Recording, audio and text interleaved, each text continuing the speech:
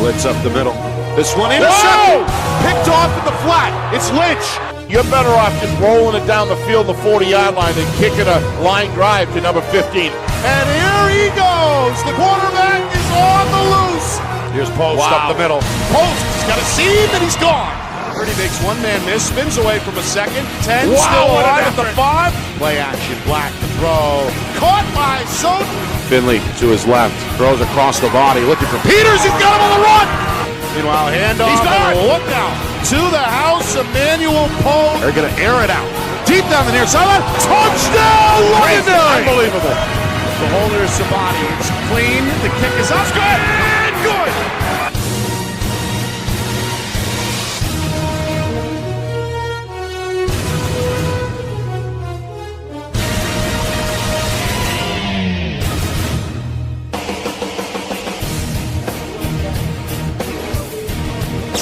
Well, hello everyone, and welcome here to Manchester. Nick Anastas, Steve Beals with you.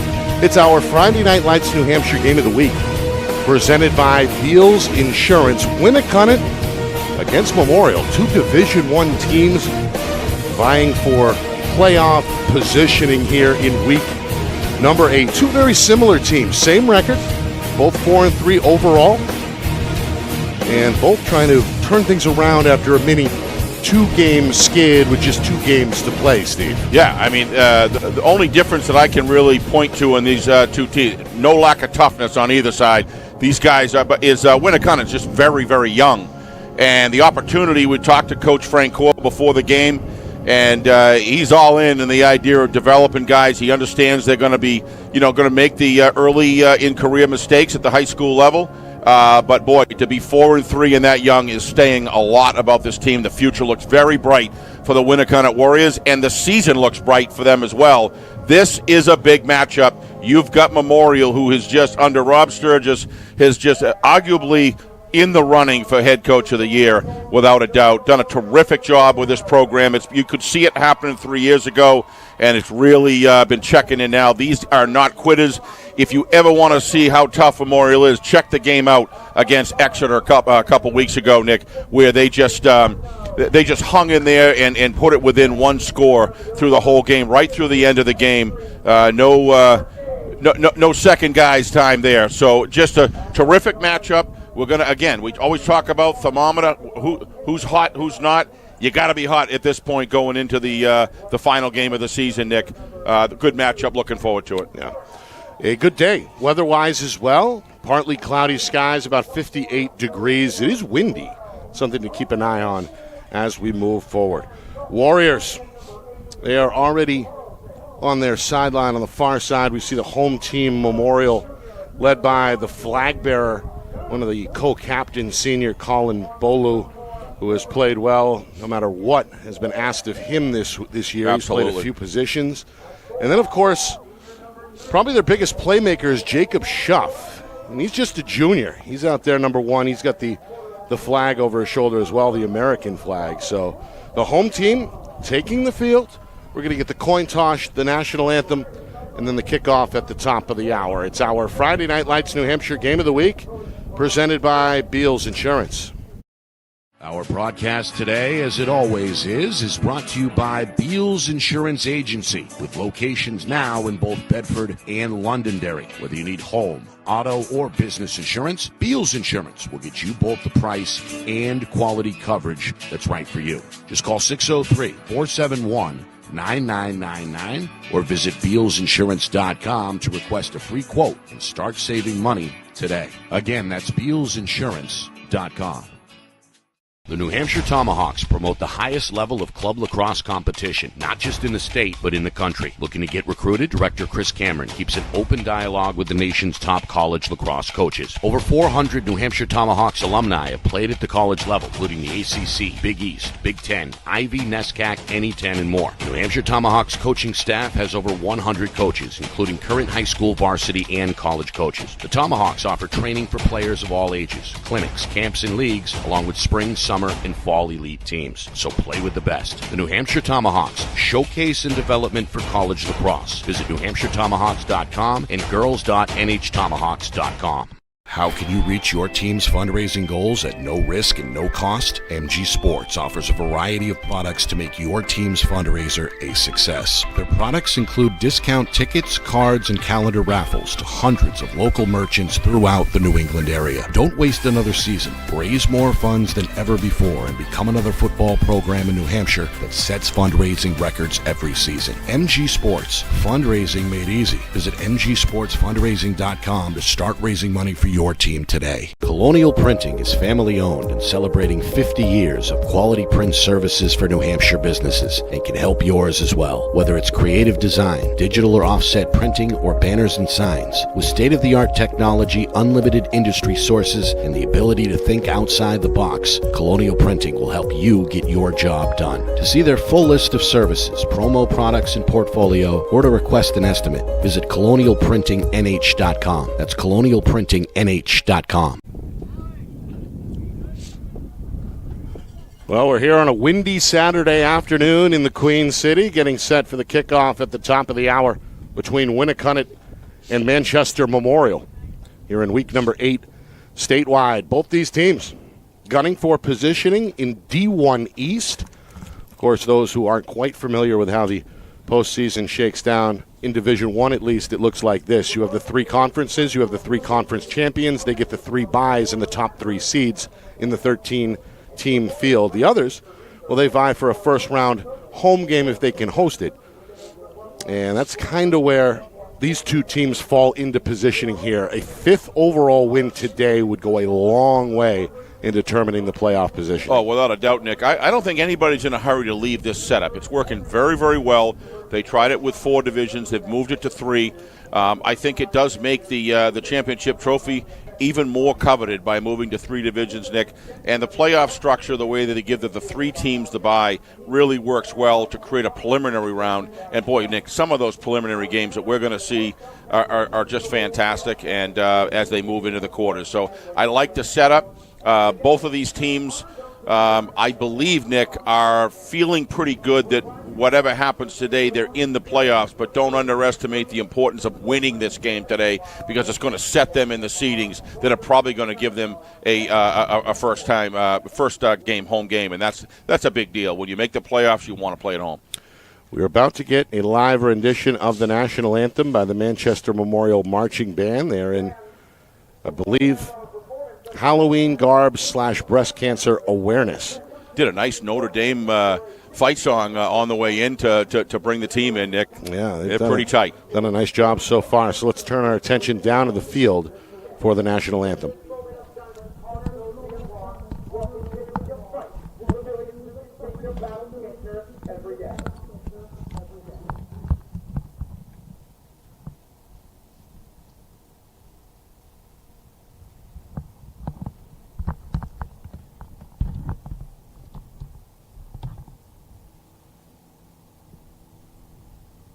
Thank you. And now, we ask that you rise if you are able and remove your cap as we honor America with the playing of our national anthem by the Crusader Marching Band. Today's anthem will be led by drum majors Megan Cincinnati and Gwen Morrison under the direction of band directors Ms. Michelle Gates and Mr. Tim Russell.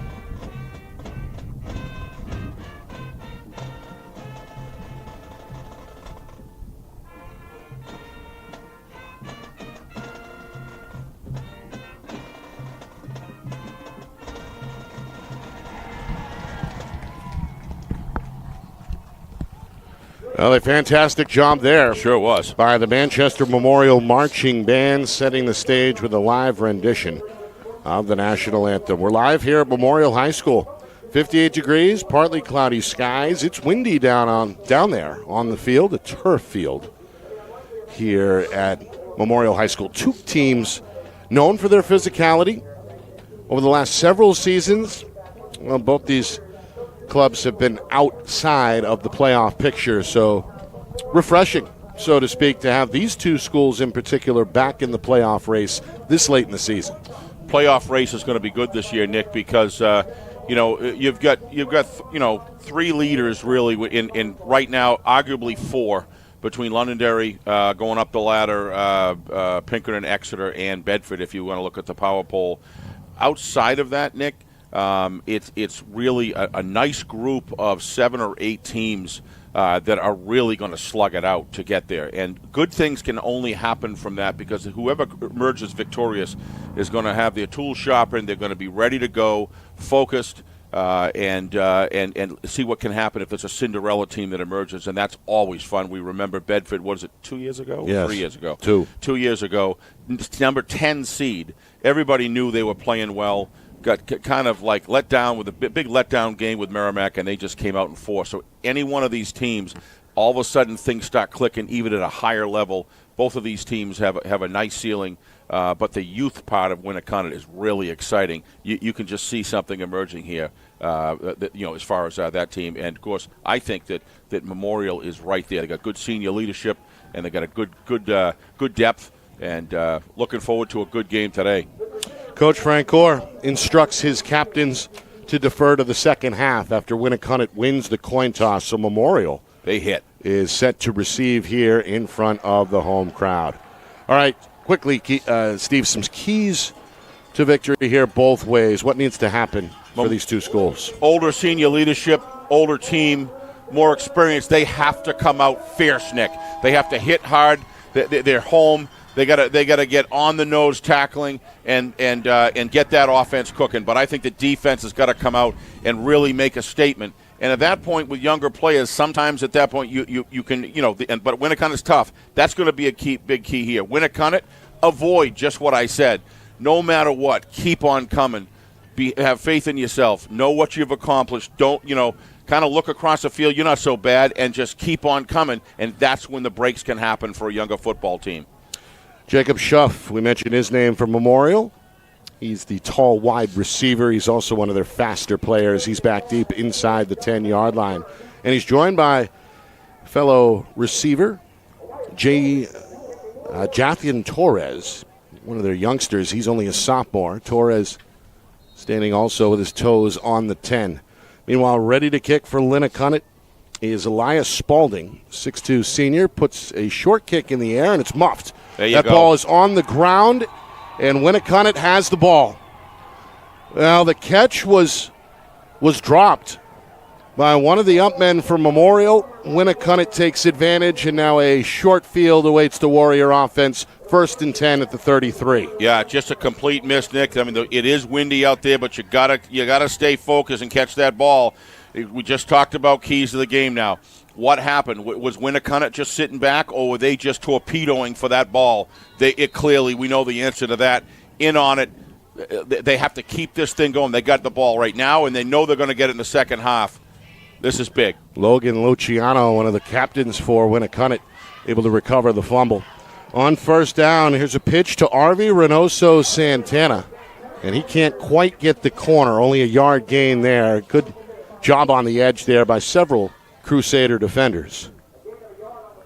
As we get a look at the replay there, it kind of undercut and chopped down there. Memorial's Bori in the area.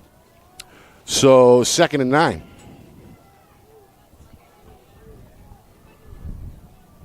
And here's the Warrior quarterback, Riley McDaniel.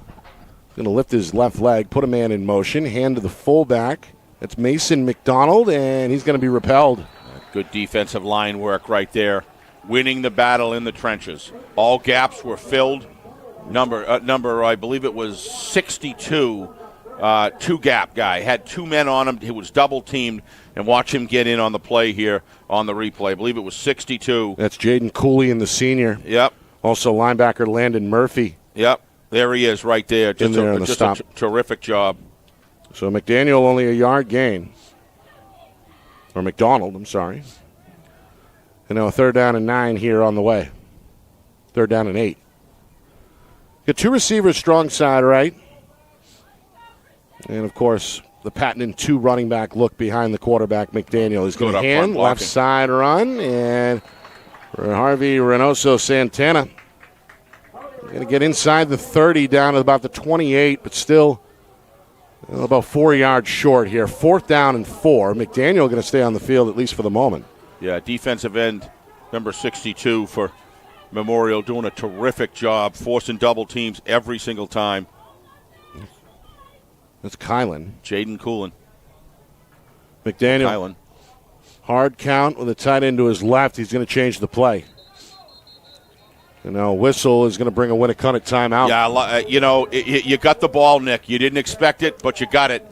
And after just a terrific kickoff by the Warriors, Nick, and I like the timeout. This is crunch time. If you're gonna go on 4th down, I like the move. You're inside the 30-yard line. Why not? You're outside of field goal range. Why not go for it? But you want to make sure everybody's got the play down. Everybody knows what they're doing coming off the ball in the snap.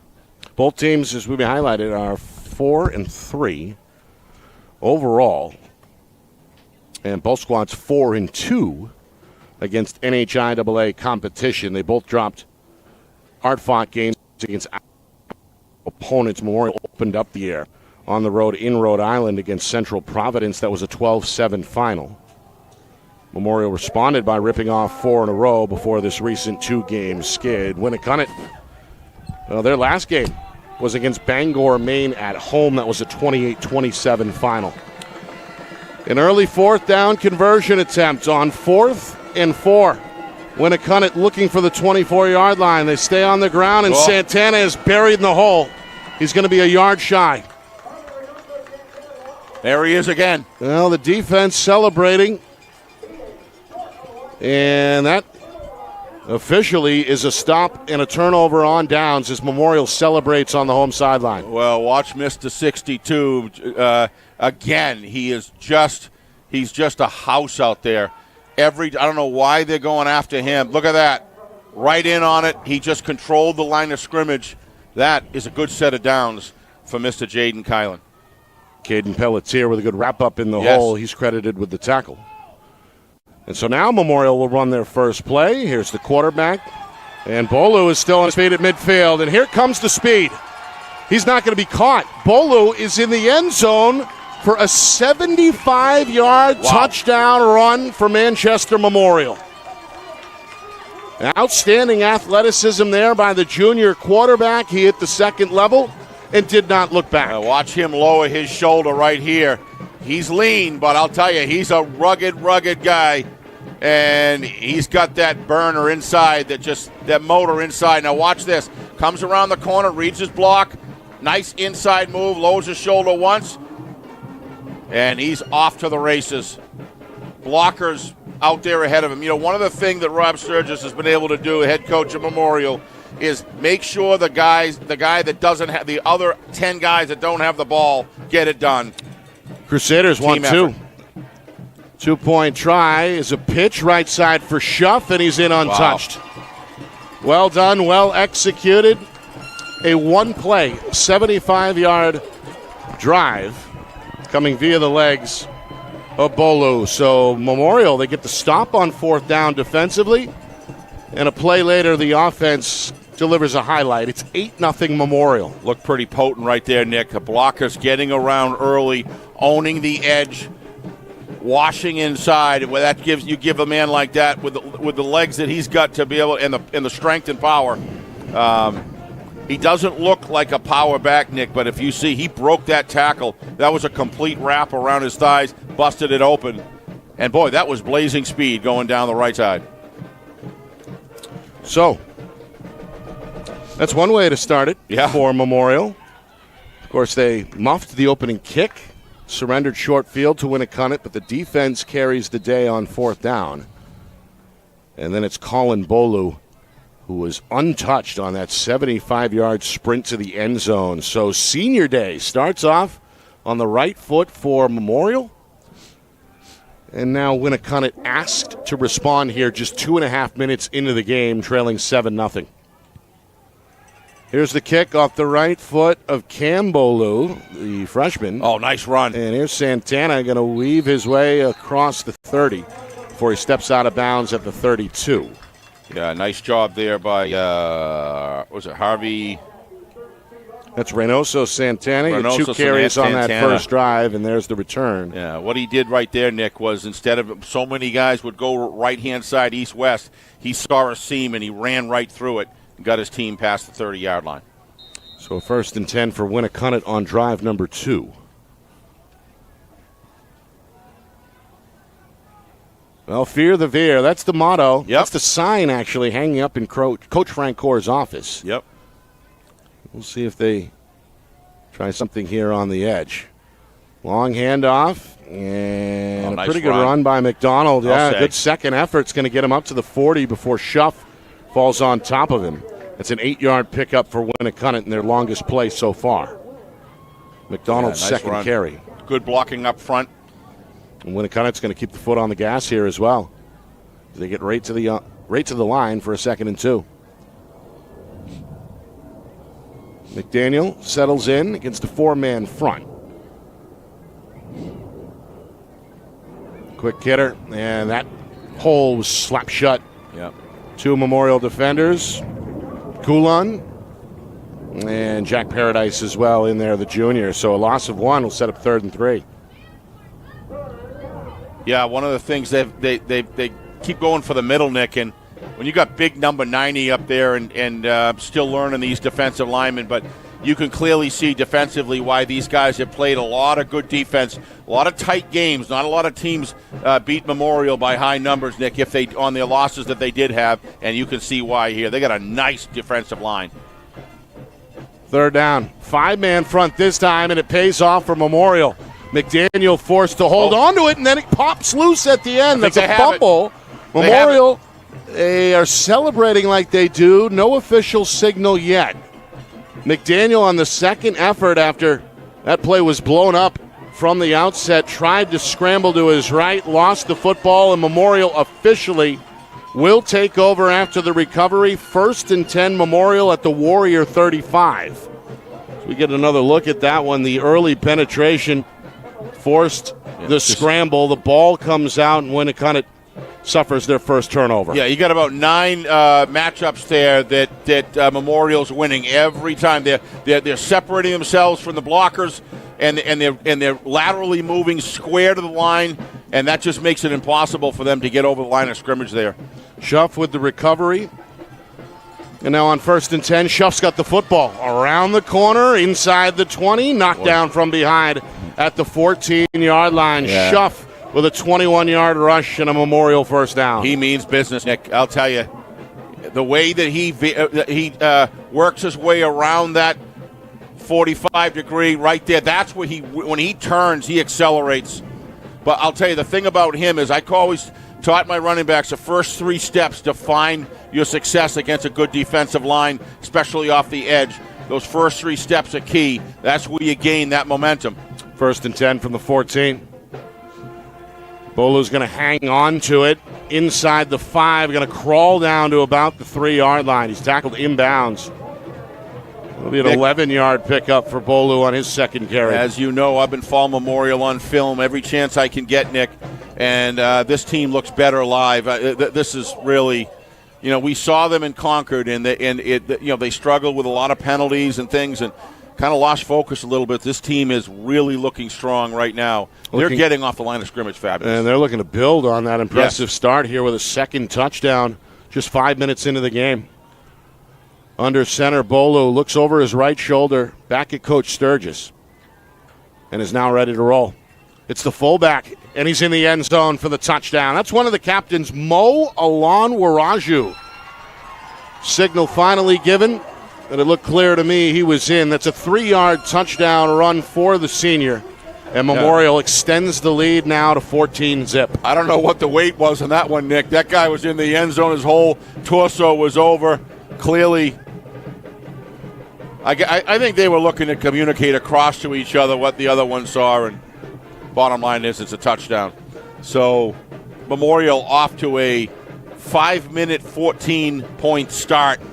Wow. The outside edge running, Nick, is really impressive.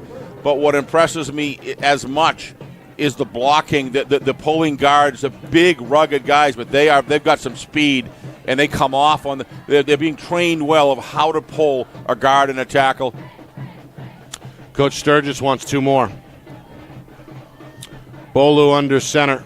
Winnacunnet had some movement there prior to the snap. That's going to draw a whistle. And we've got a false start against Memorial. A little bit of a shuffle there may have caused somebody to flinch up front for the Crusaders. Yep. Yeah, right on the right side right there. The tight end looked like it. It actually looked like the tackle went off, had moved as well. So we'll see if this changes Coach Sturgis' mind or not. The football is placed at the 9-yard line. Going to leave Bolu out there. If you're just joining us, Memorial, a key 4th down stop early after they mishandled the opening kickoff. 1 play later, they're in the end zone. Defense just came up with another stop. And now here they are, following a fumble recovery, looking for a 2-point try. And they'll overthrow the intended target. By Winnacunnet. Sorry, incomplete. Nick. It was Bolo trying to find the sophomore slot man, Jathan Torres. So they'll have to settle for a 14-0 lead, but still a good start for the home team. Nobody open right there, Nick. He was, he would have been out of bounds by if he threw it on target, I believe. Yeah, he was pretty close to out. So good coverage by Winnacunnet to keep it at 14, but they've got to, the way Memorial's playing right now, you've got to smack them back. You've got to put together that Veer offense and move. Start by moving the sticks and then gradually build momentum. But right now, Nick, they've been going up the middle a lot. And every time they go, to the off-tackle area or outside, they've been able to get a little bit of yardage. A couple good runs there, but through the middle, not much. Glad you could join us on this gorgeous October afternoon. This affair between 2 Division I teams. Both are playoff bound, both still with a chance to host a first-round game. So a lot on the line as these 2 teams gun for win number 5 in week number 8. Warriors in a 14-0 hole, looking to respond here. The kick off the right foot of Cam Bolu is going to bounce in front of the return man and end up out of bounds.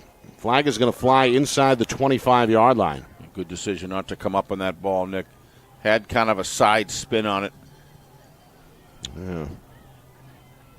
You saw Harvey Reynoso Santana say, I'm all set. Yeah. And watch that one bounce right in front of him. So a heady play should result for some extra yards here for Winnacunnet. It's a nice field, Nick. It's got a nice feel here. Yeah, we're here on the south side of Manchester. Got a lot of memories here with youth camp, football camp. Ryan Ray was all-time at the Schubert camp. His sons used to come here, and this used to be a baseball field Coach as Trisciani, well. Imagine Coach Ray and Coach Trisciani in the same. Oh, let me tell you, if you were a lineman, you learned how to play. That's quite the camp. 1st and 10, man in motion, and this is McDonald straight ahead. Going to plow his way for about 3 yards to the 37, dropped in his tracks by Quaylon, who's played well up front. I'm really impressed with him so far, Nick. He's got 3 tackles unofficially. Yeah, he's just a... We haven't even hit the midway point of this first quarter yet. His key is, I bet you he bench presses a fair amount. He certainly looks like he does, the way he's kind of like... He's just handling doubles and still getting separation. He's drawing a lot of attention, which is giving the linebackers a lot of green space to view and ultimately tackle and come up on the ball. So Four-man front this time for Memorial on 2nd down and 8. Santana fumbled the handoff, recovers, and now 2 flags are going to fly as he's tackled shy of the 40. Don't know what that is, but did you see a false start? I did not. The official saw something. Yeah, and okay. it is against the Warriors. 2 men moved at the same time. Yep. And you can see Coach Sturgis says back him up. So Memorial, kind of a nightmare start on that opening kick. You thought, oh boy, we fumble the catch, we drop the catch. The live football is taken over by Winnacunnet. Offense comes on the field at the 33-yard line. The defense with an inspiring 4th down stop turns the keys to the offense. It's a 75-yard scamper a play later for Colin Bolu to put Memorial on the board. 2-point try as well. So now it's a complete momentum flip. And on the previous drive, the Warriors compound the problems with a fumble by quarterback Mike McDaniel. So the road team trying to shake off the Blues here, trailing 14-0, facing a 2nd and 12. They're going to throw for the first time. If McDaniel can escape the pocket. Now he's going to tuck and run. He's met at the line of scrimmage, and he's dropped at the 35-yard line. A fearless tackle there by Leadham Adamini, the sophomore linebacker, and now here comes more laundry after the play. Yeah, again, this before and after the whistle stuff, Nick. I don't recall any year where I've seen as much of it this year. I know we keep talking about it, but you're lucky if you see one of those every 2 games, maybe 1 a game, but we've been seeing 3, 4 a game. Saw it last night as well. Already early here in the first quarter, we're seeing it again. Steve and I, of course, were up in Bedford last night. Yeah, check that one out. As 2 undefeated Division I teams faced each other in Bedford and South. That broadcast available to watch on our YouTube channel, FNLNH Media. And while you're there, hit the like and subscribe button as well. It's crunch time here. Regular season ends next week, week number 9. Hard to fathom. And then, of course, our tournament coverage begins after that. And so plenty of football still to consume between now and Championship Sunday, which comes your way at the end of November. All right, Coach Sturgis is on the field here, speaking with 2 officials. Well, the referee's going to march this thing way down inside Memorial territory at the Crusader 49. A 15-yard penalty. Let's take a look at this, Nick, for a second. You've got a great hit. Just meeting the quarterback on the line. Give the quarterback credit, too, Riley McDaniel, because he came at that was just a fierce hit. You're going to see it right here. Watch Riley. He comes up, and he's going to try to bowl over, but nothing happening right there. That was a good hit. Great play, and then afterwards you get the words afterwards, and now you got a first down against you now on 15 yards. First penalty either way. 1st and 10 run. And still dancing eventually down to the 45-yard line goes McDonald. He's been the go-to back with 5 carries already in this first quarter. You wonder, Nick, if some of these personal foul calls or unsportsmanlike conduct, you wonder if the referees have decided to tighten it down more. I mean, it could be just as much that as anything else, and you always see different focuses officiating-wise each year. A little bit of movement there by the receiver. Re-snap. Yep. Seems like DJ Shasha lost his balance. Well, you a lot of times so far, at least in the game so far, they've been beat by the defensive line, Nick. So you tend to want to get off the ball quick, and it's just a lot of pressure. But you saw the 6-foot receiver kind of. I thought like he lost his balance there for a moment. Looked sheepishly over at the line judge, hoping it went unnoticed, but of course it didn't. So first penalty against Winnacunnet. Cost them 5 yards. 2nd down and 10 now from the Memorial 49. McDaniel crouched low under center. Takes a snap, handoff. No, he pulls it back in. He goes up the middle, and now he's inside the 20 in a foot race. 10-5, touchdown, Riley McDaniel. A gorgeous 49-yard scamper that had the Memorial defense fooled. So a number of big plays here early. This one breaks Winnacunnet's way as the Warriors are on the board, but hang on. Yeah, there's a personal foul. Tackling on the outside end of the end zone, Nick. That was damn. They actually landed on the tar. You see him looking at his arm. He probably got a scrape from that, but you're going to see it here on the replay. I don't know what Kat was able to get down there. She was probably, if she hung in there, she deserves a FNL blue ribbon right there. She had 2 big guys coming right at her. She's our videographer in the trench down there in the back of the end zone. You're going to see it right here all the way down. It's a great shot. Look at this.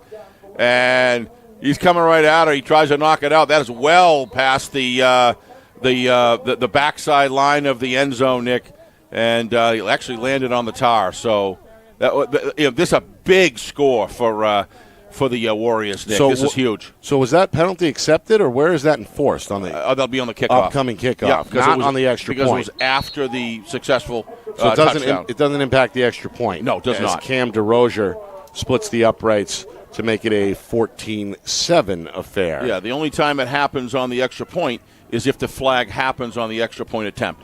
But when it happens on the touchdown, it'll be assessed on the kickoff. Just over 4 minutes to go in this first quarter. It's been a big play display as McDaniel, a 49-yard scamper there. Memorial got on the board early with the 75-yard run from their quarterback, Colin Bolu. Ran the play well. And they followed that up shortly after with a fullback plunge of 3 yards from Olin Waraju. You're going to see right here, he angles to the left, and he just lowered his shoulders, Nick, and kind of hid behind his blockers, and they opened up a nice seam for him. And no problem with the acceleration on this young man, Mr. McDaniel. That's how you run a football as a quarterback. 49-yard touchdown run. High-scoring first quarter here in the Queen City. Haven't even played 8 minutes. We've seen 3 touchdowns. No. 2 Division I teams angling for playoff positioning. Tournament begins in just 2 weeks. Give Winnacunnet a lot of credit, Nick. They've hung with it. Kind of one of our keys to the game. If things get bad, just keep staying at it. Short kick. Thought they had a chance with that. Memorial, though, sure-handed at their own 35. One of the upmen able to secure it throughout the process. He's going to get his props as he heads to the home sideline for a job well done. That's Jefferson Rivera, one of the juniors. Well, that's not an easy thing to do, Nick. You've got everybody come at you when you're in that situation, and terrific job. Each team with 1 giveaway. Looks like number 5 from Memorial, Nick, Lucas Brown, is getting some attention.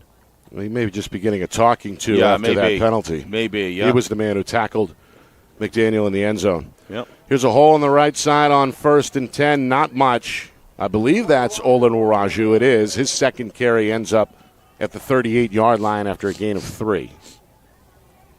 A couple of Warriors in there together to collaborate on the stop, including Max Clapp, the sophomore. And, of course, big Logan Brown as well. Big defensive stand here for Winnacunnet, Nick. They can't go and score. You want to stop it from spreading out anymore. Back to Olin Waraju. Hit right away. No, this is the quarterback, Bolu. Yeah, nice fakes to the fullback. Yep, had me fooled. He's over the 40 up to the 42. That'll set up a 3rd and short, 3rd and 2. Well, there's an art to this. You're going to see he literally feeds the ball right in the belly, gets his shoulders down, stays low, and gets stealth behind the line, and then comes up with a football. Look at the acceleration on him. Look at that. Nice high, nice decoy right there. The big thing is he bent down, lowered his shoulders, I should say, and just got kind of lost there. The linebackers lose sight, and they try to pick him up in the other end. Could have been a lot worse. Was sliced down by Thomas Lyons. Pretty good sophomore linebacker. Showing you what he can do. 3rd down and 2. Memorial hoping to avoid the 4th down, but they won't. As Olin Waraju was stuffed, went nowhere. 4, maybe 5 Warrior defenders are there, including big L.J. Boyd at the bottom of the pile. Watch here. You want to see a defensive captain here. Watch on the offensive line. Watch him. It was too late. Yeah. He got up, and his other lineman next to him was in the wrong position. He literally catapulted him down on the side. I don't know if we could see it up top. Yeah, maybe we could. Pre-snap, they were rolling around, literally, in the defensive Here we trench. go. Watch this. Well, meanwhile, Memorial set to punt here. That's all right. Thanks for the try, though. Coach Sturgis not going to mess around on 4th and 3. No, that was tipped, I think, Nick. And that was despite the high snap. That's Cam Wing. Pretty good kick in the end. Warriors won't return it. It takes a Memorial bounce inside the 30 and rolls down to the 25. Big stand by the Winnacunnet Warriors defensively. I got to believe Coach Frank Gore and his defensive crew are happy about that. You come up, you cut the divide of 14, get it down 14-7, and be within 1 score. Your defense has got to come out big and stand up, and they did just that. Nice job by the Winnacunnet D. And now a chance to potentially tie or take the lead as they take over with 2 minutes to go in this opening quarter. McDaniel against the four-man front. Going to take the snap and pitch it to his right. Here's McDonald planted in the backfield. That's a big loss. Who was that? Number 22 or 32? I can't read it. 22, I believe, Nick. Adumamine, the sophomore, with his second tackle. Boy, he comes in. Watch how quickly he's in the backfield. Pitch out, right there. Good tackle. Nice and square. No chance for McDonald there. Good head slap from his teammate there. That was just great contained route. Kept outside of the hips of the runner. Good job turning him in, but yet also making the tackle. Second down and 15 after that 5-yard loss. Coach Franco going to stay on the ground. This time McDonald with running room. He's got a first down and then some. Great bounce to the outside, able to read it. And it results in a big play there of 21 yards. Quarterbacks are doing on both ends, both teams, Dick, doing a terrific job with their handoffs. That's a well-designed play and real difficult for the defensive linebacker core, Nick, to pick up on that. And boy, he's got some good speed. That's got Coach Sturgis upset. Yeah. Mad enough to spend his first time out here to address the defense. Yep. Our broadcast tonight brought to you by Beals Insurance. Locations in both Bedford and Londonderry. Whether you need home, auto, or business insurance, Beals Insurance gets you the price and quality coverage that you deserve. Find out more at BealsInsurance.com. Also by MG Sports Fundraising. That's fundraising made easy. MG Sports Fundraising is the official fundraising partner of Friday Night Lights in New Hampshire. Visit MGSportsFundraising.com. Start raising money for your team today. By the New Hampshire Tomahawks, showcase and development for college lacrosse. Visit NHTomahawks.com and also girls.NHTomahawks.com. And finally by Colonial Printing. Family owned and operated for over 50 years. Start your next project today at colonialprintingnh.com. Nick Anastas, Steve Beals with you. It's our Friday Night Lights New Hampshire Game of the Week presented by Beals Insurance. And this one has been fun so far. High-scoring first quarter. As we head towards the final minute, Warriors with the football, trailing Memorial 14-7. A 1st and 10. McDaniel is in trouble and is ridden down for a sack. That, Steve, is number 32, Caden Pelletier, on the back of the quarterback. Yeah, he got in the backfield quick. 4-yard loss. Sorry, Steve. Yeah, that's okay. They're a little bit of miscommunication there on picking up some of the defensive linemen. Or was that may have been a linebacker, Nick? I couldn't see it. All happened so fast. Looked to me like the defensive line was tied up, but there was a good that was just a good angle of attack coming in. These guys have been trained well how to tackle. Second down and 14. Coach Sturgis timeout may have paid off. Second wrap-up for Pelletier. Final 30 seconds, first quarter. Hand off McDaniel. He's grabbed from behind, and then the hole collapses. Yep. Forward progress will mark him at the 40-yard line. Got some of that lost yardage back from the sack. Really surprised there wasn't a pass called, Nick, from upstairs on that. They've been Memorial's been stacking the box. Every step is inside. Really surprised that they didn't put together a little play-action pass there because I think it was there. They've got some good receivers with some good legs. That's going to bring us to the end of the first quarter. 14-7 Memorial. The offense is looking good. The defenses look to get a grip when we come back. Second quarter next, 14-7 after 12 minutes. You are watching our Friday Night Lights New Hampshire Game of the Week, presented by Beals Insurance.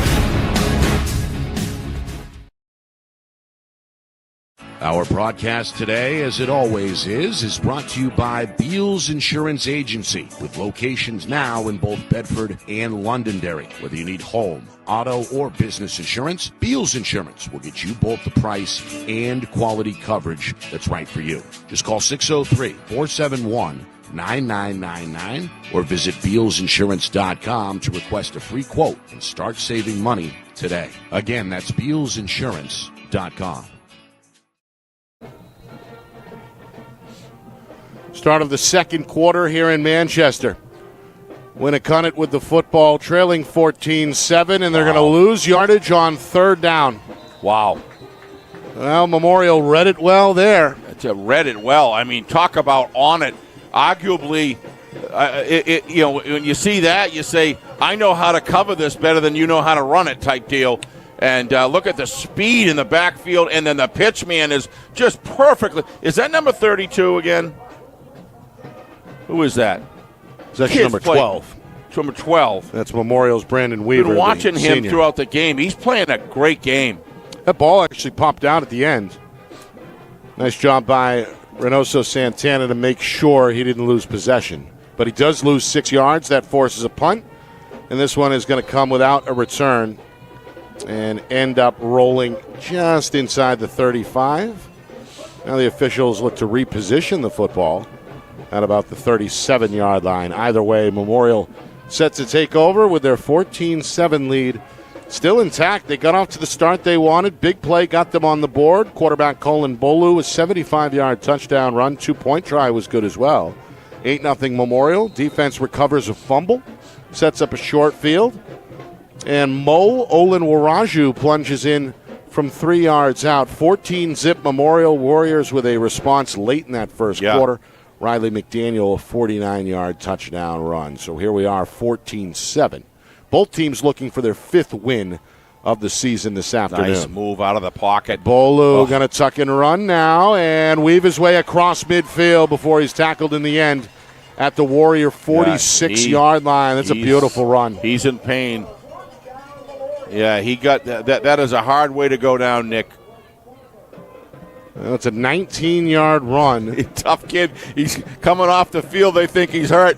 And he says, no, Coach. He's got his thumbs up saying, I'm not going anywhere. I'm just coming back to get a play. Not a tough kid. Really enjoy watching him play, Nick. Yeah, he's a good-looking quarterback. He sure is. Ripped off 19 there. Yeah, a big. And he's already over 100 yards on the day. Of course, that 75-yard run will help that average. But yep. He's looked good so far. He's got a lot of pep. He's got great.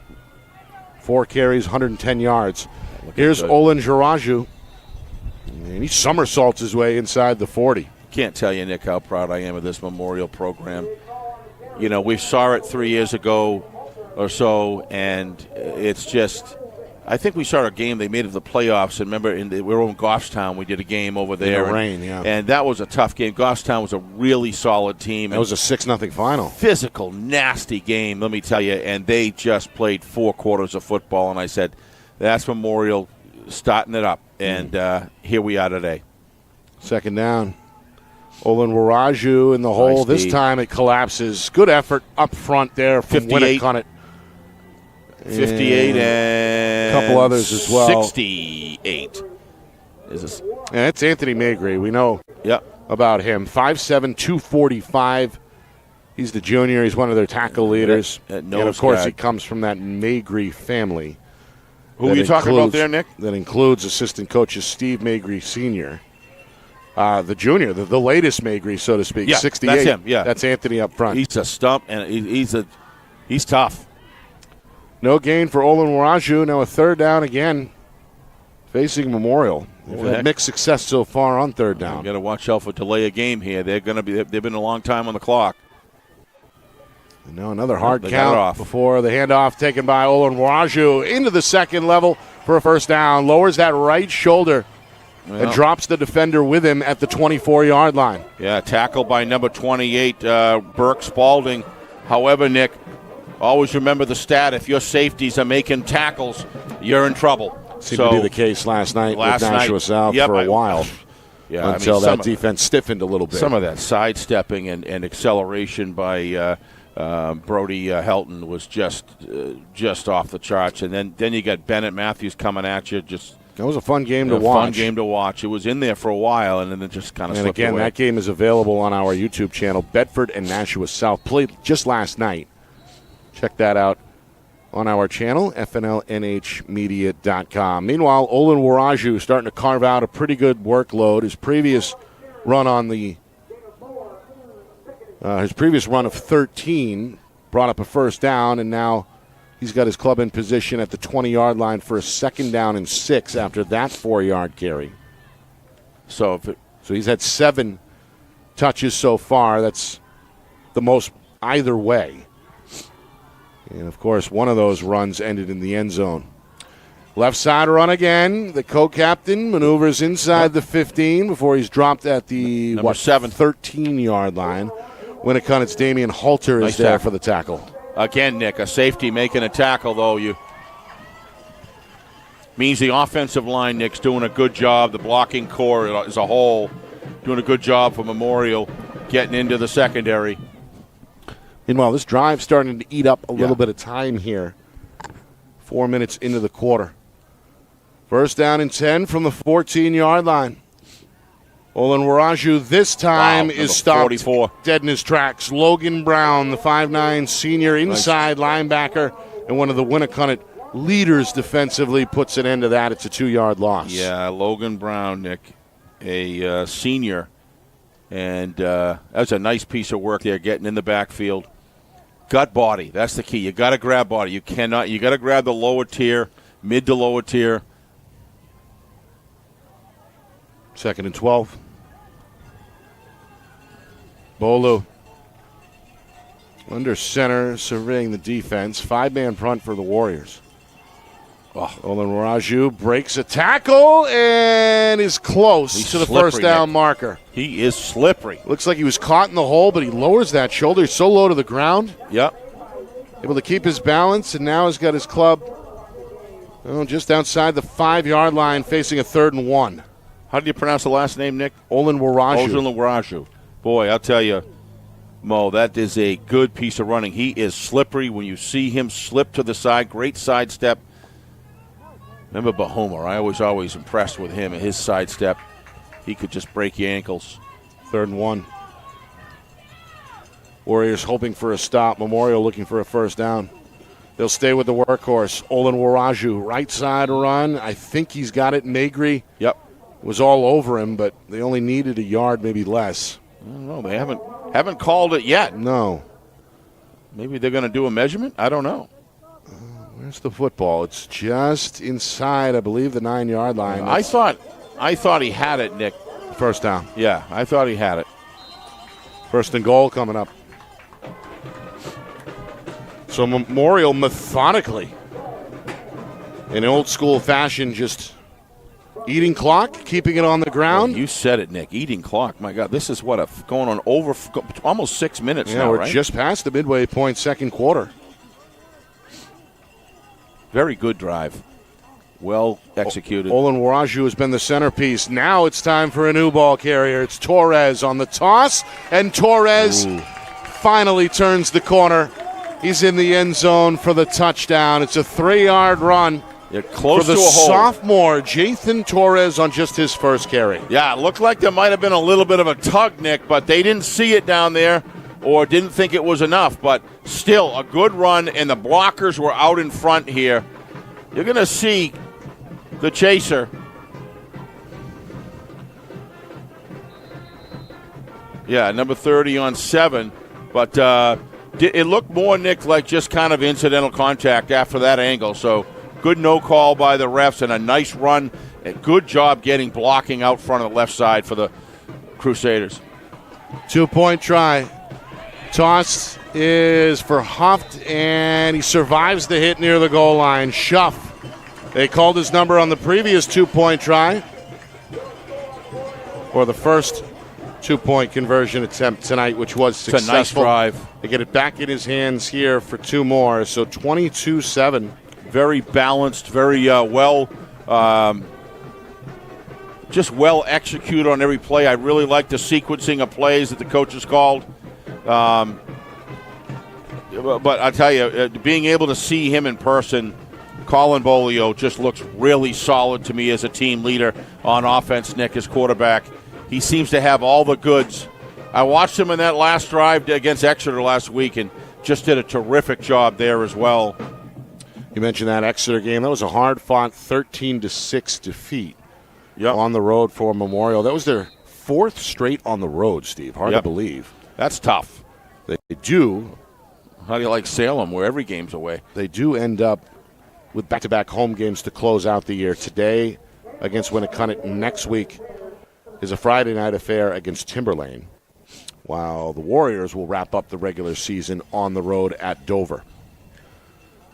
Here's the kick from Bolu, the younger.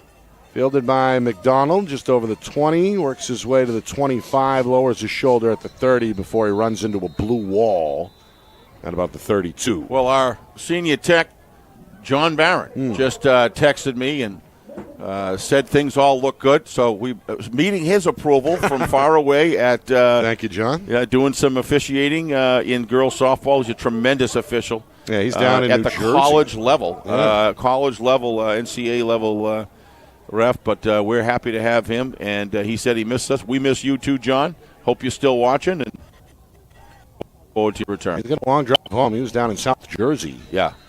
This weekend. All right, handoff on 1st and 10. McDonald, that whole snapshot. And there's that gang tackling that's been persistent from this Memorial defense. How about Ian Davidson, another junior, leading the charge there? They're going to give McDonald the benefit of the doubt. But hang on, there's a flag down. I saw it. Yeah, just saw it. Somewhere around the 39-yard line, a few yards downfield. Jason Patch having a discussion with one of his assistant officials, and looks like they've come to a verdict. Only one penalty either way so far, up until now. Is that a legal procedure? I think so. Yeah. That's also the second illegal procedure call against Winnacunnet. I misspoke. We've seen 3 total penalties now. 1 against Memorial, 2 against the Warriors. Pretty good crowd here for Memorial. Very. Well, this you can hear them. This is an illegal procedure, is it? Couldn't hear it. I don't know, but it's a 15-yarder. Yeah, that might have been. I couldn't say. I kind of lost sight of him there. Maybe it might have been 15 yards. May have been a personal foul on sportsmanlike conduct. Maybe I don't know. Right. So either way, it's got to be something like that because. The ball doesn't lie. It's sitting inside the 20-yard line. So 2 penalties now against the Warriors, costing them a combined 20 yards. All right, Winnacunnet for the second time today. They face a 2-score deficit in this first half, trailed at 14-0 to begin, and now are behind 22-7. The officials finally give the go-ahead, and I think we've got a new quarterback here, Steve. Yep. Sean Griffin, the 6'2 junior, and he's going to throw near side. That one dropped it incomplete at the 30-yard line, trying to hook up with DJ Shesha. Griffin, just a junior, listed at 6'2", 185, and we have seen him come in off the bench before. In fact, the broadcast we did back in late September, he made an appearance in relief against Exeter. But this one was catchable but low, and Shesha couldn't reel it in, so the incompletion brings up a 2nd down and 10. Up until that snap, it had been starting quarterback Riley McDaniel's job. And McDaniel responsible for the long run that got Winnacunnet their lone score, a 49-yard scamper. But he's on the sideline here. Back to throw again is Griffin, and this one incomplete, trying to find McDonald along the Memorial sideline. 3rd and 10 coming up. Nick, just to catch up here, that 15-yard penalty was, in fact, an unsportsmanlike conduct call. That makes sense. Yeah, Thank you. So, and we got a 4th down. 4th and a mile here with the first down marker all the way at the 43. 4th and 22 officially. This punt off the right foot of Elias Spaulding. It's short. It takes a bounce only at the Warrior 37. That's good field position for Memorial. Exactly. So the Crusader defense, they force the 3 and out. They get the help of the penalty, but the Warrior offense stuck in the mud on that series. So Memorial takes over 1st and 10 at the Winnacunnet 37-yard line. Things really falling their way, Nick. They're earning it, though. I don't mean they're getting it for free. They're out there earning it every day on all 3 phases of the game, Nick. However, at 22-7, if you're the Warriors, you really got to stick in. You got 4:50 left. Memorial's in really good position if they're going to be able to go to halftime with another score. Olin Waraju breaks loose left side and He's is tripped up inside the 30. Like the way he runs, Nick. Good ball protection. Had 2 hands on the ball. You got to understand time and place in the game. And you're up 22-7. The last thing you want to do is give life to the opposition. And with the way he carries that ball, you can clearly see he's in tune with what his responsibilities are. Move the sticks, take time off the clock, and then take all the time you need to score. You got plenty of time, 4:40. He's just an impressive runner. He's been the workhorse for Memorial in this first half. Yep. And he just ripped off 10 more. Got a good head on his shoulders, too. Clock winding down towards the 4-minute mark here, second quarter. Back to Olin Waraju, and he's planted. Look how decleated there by the big 44. L.J. Boyd. I think hit him first. Yep. And is given credit for the stop, but of course Logan Brown was right there. Seems to be in the area. Yeah, but you know what? He gets right back up. He's just tough. He's built so low to the ground, Nick. He still picked up 2 yards. Yeah. Because he leaned back and... That was a collision, though. That was a collision. For sure. Yeah, that's why both of these teams are got a winning record. Both teams 4 and 2 overall. I'm sorry, both teams are 4 and 3 overall, 4 and 2 against NHIAA competition. Here's Schuff, and he's not going to be caught. He collides near the goal line and leans over for the touchdown. Jacob Schuff has been the 2-point specialist so far in this first half. Yeah. Well, how about a 25-yard touchdown run there for the junior? Let's give credit there, Nick, to the play design. All designed to be able to free up the outside. And the Warriors bit there. They did not have anybody outside and the backside contained. And did a nice job of shielding that, getting him in the open. And, boy, once he turned the corner, Nick, there was nobody that was going to catch him until, I believe, number 6 in the end zone gave it his best shot. But number 8, I think it was, in the end zone. I think you're right. That was Reynoso Santana. Almost prevented that touchdown. But very well-designed play. Able to adjust. Meanwhile, they keep it with Bolu on the 2-point try, and the quarterback bounces to the outside to make it work. It is 30-7 as Memorial all of a sudden opens up a 3-score lead here with 3:39 to play in the first half. Very impressive drive, Nick.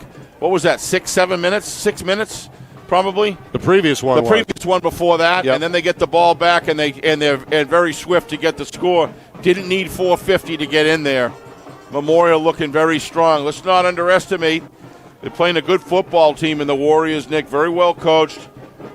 To have this sort of margin at halftime is really making a statement, as far as I'm concerned, of kind of positioning of those mid-tier teams that we were talking about. I don't mean mid-tier in a bad way. I mean in a very strong way. Other than the top 3 or 4, well, Memorial's really helping themselves out for the first half today. It can be a rare occurrence when you raise eyebrows in a loss, but I think that was the case last week in that 13-6 road defeat. They raised mine against undefeated Exeter. The fact they're able to hang around with one of the premier programs in the state and nearly steal one on the road, again, caught the attention of many in the know. They're fearless. There's no team, Nick, whether it's – we saw them against Concord. I saw them against like you said, Exeter.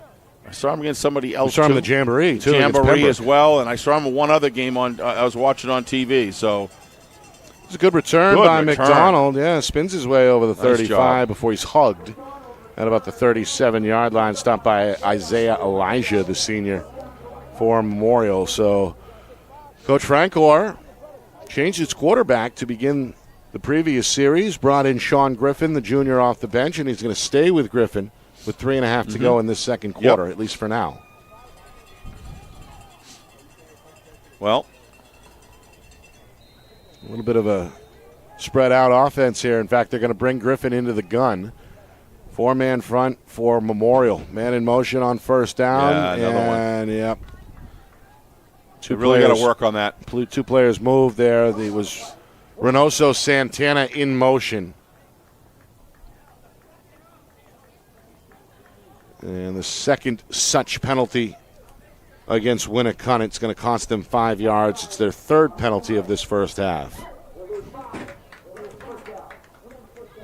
Both teams coming in, having lost 2 straight. We touched on the Memorial schedule, where they fell on the road at Concord. We were there. That was a Thursday night affair back in week 6. Yep.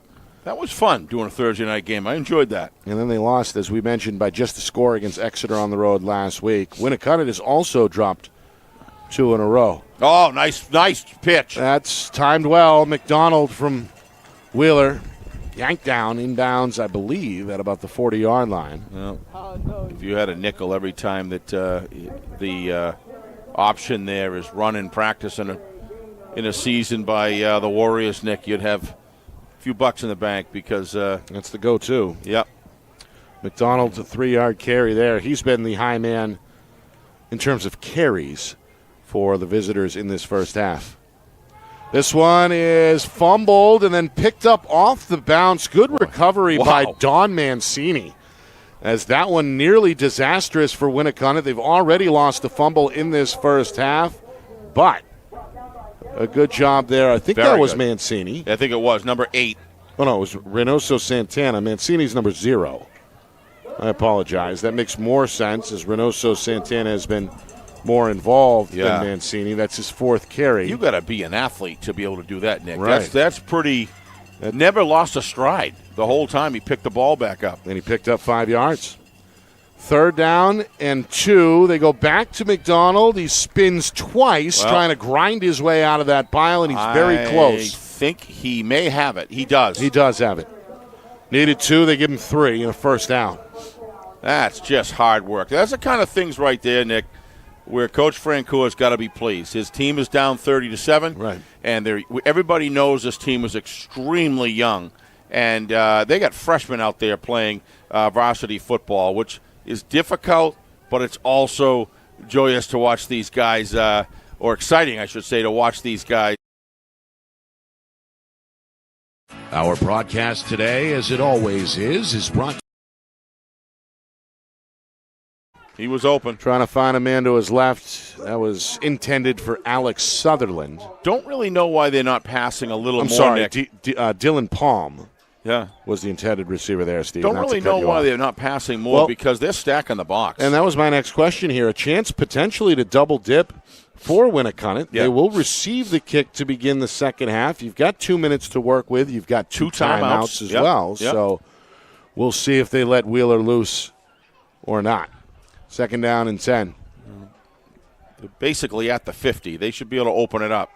Handoff left side, and here's a first carry for Burke Spalding, the sophomore. Didn't get much on the corner. Does cross midfield to the Memorial 49. If you watch the defense, Nick, on Memorial, not only have they got a whole bunch of guys in the box, but the other guys are near the box. So the opportunity to hit that, like that earlier pass that just wasn't passed at the right location, that he was wide open at that point, and even had some opportunities quite a few yards after the catch. There was a defender around him, but if you can make those connections and get out of bounds, you could make that 129 left go a long way with 2 timeouts in your holster. I don't know why the ladder truck was here, Nick, but it's a fire truck in the background. Yep, going up Jewett Street. 3rd down and 7.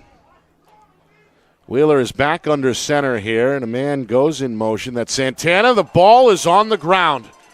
Another misguided handoff there. Memorial says they have it, and they do. Oh, that was... Second time we've seen this. The Crusader defense jumping on the loose ball. They come up with their second takeaway at midfield. Yeah, that play was mixed up right from the snap, Nick. Running backs were in the way of the quarterback's pivot, and just something wasn't right there. It just kind of went sour. And it was recovered by Isaiah Elijah from Memorial. Yeah, costly. Just the senior in the right spot at the right time. Potentially costly error here. Let's see if Coach Sturgis goes to the air here. 1:05 left, 2 timeouts on his side. See how aggressive they want to get. They haven't thrown at all in this first half. They're going to take a timeout, or Winnacunnet will spend their second timeout here to address the defense. That's the last thing the Warriors want. They've been on the wrong side of the turnover battle. 2 fumbles lost in this first half. Memorial, they mishandled the opening kick that gave the Warriors the ball. Despite that, they took a 14-0 lead back in that first quarter and led it 14-7 after 1. And so far, so good in the second quarter. A lengthy drive resulted in their 3rd touchdown, and then a quick strike on the ensuing possession, extending this to a 30-7 affair with 1:05 to go. Very efficient offense when they're on. The Crusaders, when they're on, they can move the football. I really like the longer, methodical drive and the sequencing of plays that Coach Sturgis had, sent out on the field, and seeing, obviously watching them on TV is one thing, and it's great. But if you're looking to really see a quarterback and analyze a quarterback, you got to go out and actually see them play, where you can kind of be your own lens to watch what happens. And Colin Bolio is really impressed me today, even more so than in the against Concord. Here's Bolu going to toss it on first down. In some trouble, though, is Torres. 51. He's swarmed by a number of Warriors, including Ryder Thurlow was there. We see again L.J. Boyd in the area. Well played there defensively for the Warriors. Results in a 5-yard loss, 2nd and 15. So Ryder, a sophomore.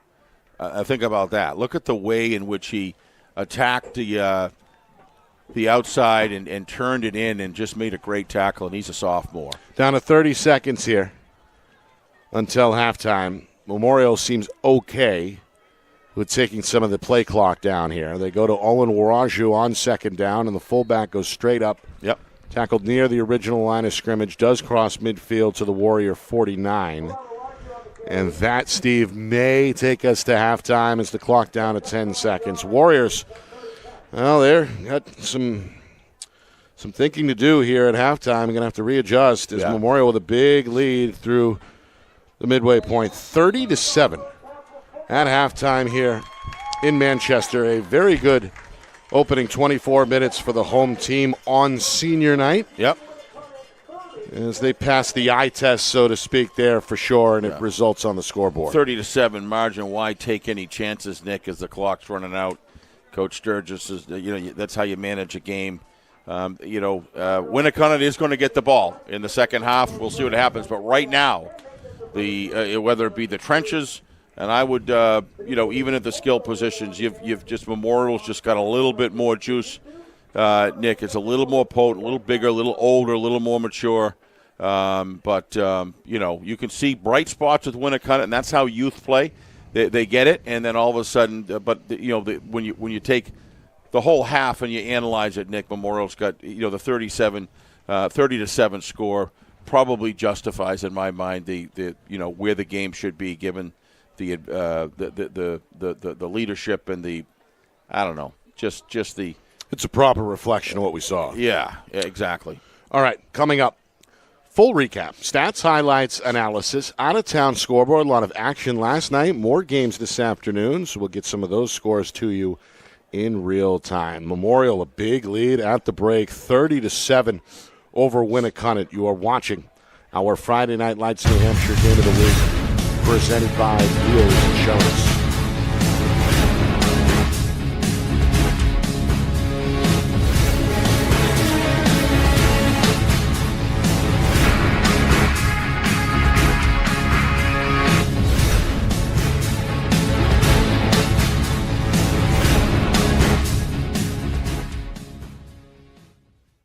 broadcast today, as it always is brought to you by Beals Insurance Agency, with locations now in both Bedford and Londonderry. Whether you need home, auto, or business insurance, Beals Insurance will get you both the price and quality coverage that's right for you. Just call 603-471-9999 or visit BealsInsurance.com to request a free quote and start saving money today. Again, that's BealsInsurance.com. The New Hampshire Tomahawks promote the highest level of club lacrosse competition, not just in the state, but in the country. Looking to get recruited? Director Chris Cameron keeps an open dialogue with the nation's top college lacrosse coaches. Over 400 New Hampshire Tomahawks alumni have played at the college level, including the ACC, Big East, Big Ten, Ivy, NESCAC, NE10, and more. New Hampshire Tomahawks coaching staff has over 100 coaches, including current high school varsity and college coaches. The Tomahawks offer training for players of all ages, clinics, camps, and leagues, along with spring, summer, and fall elite teams. So play with the best. The New Hampshire Tomahawks, showcase and development for college lacrosse. Visit NewHampshireTomahawks.com and girls.nhtomahawks.com. How can you reach your team's fundraising goals at no risk and no cost? MG Sports offers a variety of products to make your team's fundraiser a success. Their products include discount tickets, cards, and calendar raffles to hundreds of local merchants throughout the New England area. Don't waste another season. Raise more funds than ever before and become another football program in New Hampshire that sets fundraising records every season. MG Sports, fundraising made easy. Visit mgsportsfundraising.com to start raising money for your team today. Colonial Printing is family owned and celebrating 50 years of quality print services for New Hampshire businesses and can help yours as well. Whether it's creative design, digital or offset printing, or banners and signs, with state-of-the-art technology, unlimited industry sources, and the ability to think outside the box, Colonial Printing will help you get your job done. To see their full list of services, promo products, and portfolio, or to request an estimate, visit colonialprintingnh.com. That's colonialprintingnh.com.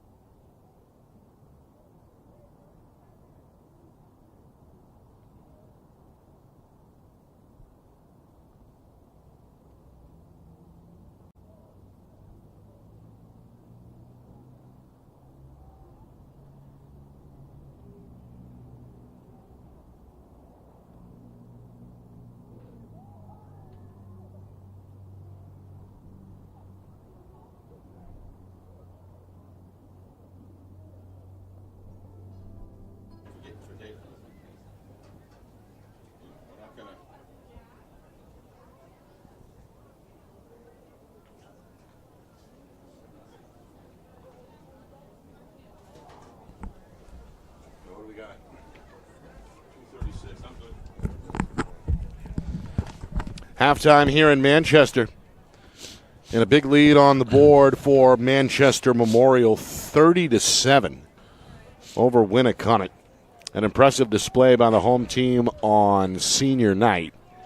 Some of the festivities before the game honored the senior class and seemingly set the tone. However, it was Winnacunnet on the first play of the game, the opening kickoff, that recovered a loose ball. One of the up men from Memorial dropped it. Live football recovered by Winnacunnet. Seemingly, they were off to the start they wanted on the road. However, on a fourth down, the Memorial defense steals the show, comes up at the stop, hands it over to the offense, where a play later, quarterback Colin Bolu erupts. A 75-yard touchdown run. 2-point try was good. 8-0 Memorial.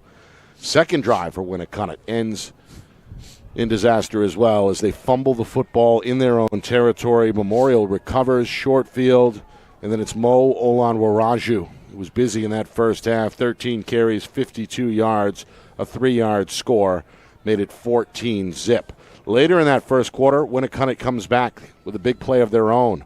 Quarterback Riley McDaniel, a 49-yard touchdown run. Got the visitors on the board and seemingly back in the game. It was 14-7 after one, but two more Memorial scores. One the result of a lengthy drive. Jason Torres with a 3-yard touchdown. The sophomore with just 2 carries in that first half, but made the most of them. And at the midway point of the second quarter, it was a 22-7 affair in favor of Memorial. And then Jacob Schuff, the athletic junior, with a 25-yard touchdown run, where he was untouched before colliding at the goal line. Another 2-point try from Memorial was successful. So, Steve, 30-7. Crusaders leading on the scoreboard. They're leading the penalty battle by a count of 3-1. And obviously the turnover battle went in their favor as well by a count of 2-1. Yeah. Game is just, like we said at the close of the first half, Nick, this game is just about just an older and mature team that has been working together and coming along here for the last 2 years. Just coming together and against a team of some starters who are freshmen, a bunch of extremely solid freshman class. My understanding is through the freshman ranks and freshman football, they're just pretty much tearing it up across the board. So great group there. Same with big numbers in sophomore athletes. Juniors, there's more. But seniors, this is a very light senior year for the Warriors this year. But Coach Frank Coy has it in. When I talk to him, you can clearly see he has everything in perspective. What he's looking for is everybody to play to their potential. But right now, the potential ceiling that the Memorial Crusaders are playing, Nick, is just at a higher level, and that's why we've got this kind of a spread. It'll be interesting to see what happens in the second half. I'm sure from Coach Frank Coy's side, he's going to be looking for these guys to fight all the way to the finish. Stop looking at the scoreboard. Stop looking ahead of what your job is, and do it at the highest capability possible. And then Memorial will just see if they're able to continue this. Memorial looks to me, Nick, like a team that's. We were just talking at halftime off camera about some of these teams other than the first 2 or 3 top teams. You've got to put Memorial right in there as a team that you better not take for granted, because they'll smack you right in the jaw. Well, as we said, they caught a lot of folks' attention last week with a competitive game against conference rival Exeter. They're still unbeaten, by the way. The Blue Hawks are 8-0 after a win last night over Portland, Maine. Yeah, that's something else. I mean, it's a big city. Speaking of Maine, how about Bangor, Maine? They took on Winnacunnet last week and edged the Warriors in the last moment by a 28-27 score. Both these teams, as we said at the top, identical 4-3 overall records, 4-2 against NHIAA competition. And the winner of this game likely is in a very good pole position for a home game in the first round of the Division I playoffs, which begin just 2 weeks from last night. So down the stretch we go. Still plenty of time in this one for Winnacunnet to get back into it, but they're going to have some things go their way. They will receive the opening kickoff to begin the third quarter. You know, one of the things, Nick, that really looks impressive to me with Memorial is their defensive line in particular. That defensive front is just causing havoc. Most of them are drawing all the attention of every offensive blocker, which is letting those linebackers just veer right through the line of scrimmage, Nick, and they know how to tackle. So this defensive front, I knew that they were good, but seeing them live here is really special. To me, Nick, the player on the field that really, what I look at, has the opportunity to take on the big boys with this supporting cast on Memorial, Nick, in the future for the playoffs is Colin Bolio. He's just very impressive. He's cool. Just the kind of guy you'd want at the quarterback position, mentally as well with all the tools. So, all right, Steve, we've got some other scores coming in. Kind of figure you did. And we mentioned the Division I playoff scene. BG and Salem scrapping it out early in the third quarter. Cardinals with a 7-6 lead. Wow. Over the Blue Devils. Wow, so that should be a good second half. Salem coming into that game with a 5-game win streak. That is on the line. Of course, BG has quietly pieced together 4 in a row. 4 in a row. So 2 of the hotter teams in Division I in a low-scoring affair there. And then in Division II across town, Manchester West struggling to find their offense. They trailed John Stark 7-0. Wow. At halftime. Is that at West? I thought that was at John Stark. I think it's at West. Okay. I was just talking to a former grad of John Stark, and I thought he said that they were playing there this week, but you're probably right. All right, Memorial is going to have to reposition the football as it blows off the tee. We mentioned it's gusty here on the south side of town this afternoon. We had to anchor down the cameras with bungee cords today. And the wind has been relentless. Yep. Now, I think the rule is you get the mulligan, and then if you can't get it to stay, it has to be held. Yeah. Correct? Yep. So one shot. Well, this is a combination of the two. The ball is on the tee, but it is being held anyway by Gabe Felch, one of the sophomores from Memorial. It's a short kick. Winnacunnet scrambling to get to it, and finally Reynoso Santana avoids disaster by coming forward to claim that at the 30-yard line. No mistake made there, Nick. That ball was going everywhere, blown in all different directions, and they did a good job, those two, of making sure they came up with it. They were not afraid to go after it, but that made a real funky bounce on the ground. Right. And then he moved over the direction it was going, and it kind of bounced. It was just a tough one. Good kick. A good, effective kick. So here come the Warriors, 1st and 10 from their own 29-yard line. It was Riley McDaniel, the senior, who got the start at quarterback this afternoon. He was replaced midway through that second quarter by junior Sean Griffin, and it's Griffin who is under center here to begin the third quarter. He's going to throw over the middle, and it's intercepted. Wow. Flag is going to fly immediately, but it's picked off. Great coverage by Pharrell Therencil, the Crusader junior defensive back. Read that one the whole way. I don't know how they call interference here, Nick. That would look to me like both guys fighting for position on the balls. So this is going to be a very interesting call and kind of a peculiar time for the flag to go up. What are they saying? I didn't catch it, but it seemed to have tampered the enthusiasm on the Memorial sideline. I heard that. The defensive hold. Just the second penalty against the Crusaders. They had 1 for 15 in that first half. Yeah, we're going to see this one again, I think. Yeah, let's see. Either way, Warriors aren't wasting any time here. They get right to the line of scrimmage. I never saw it, but whatever. From their own 41, it's McDaniel, or McDonald, I should say. He slows up as he approaches midfield. He has the first down. Good run, though. A violent excursion there. Yeah.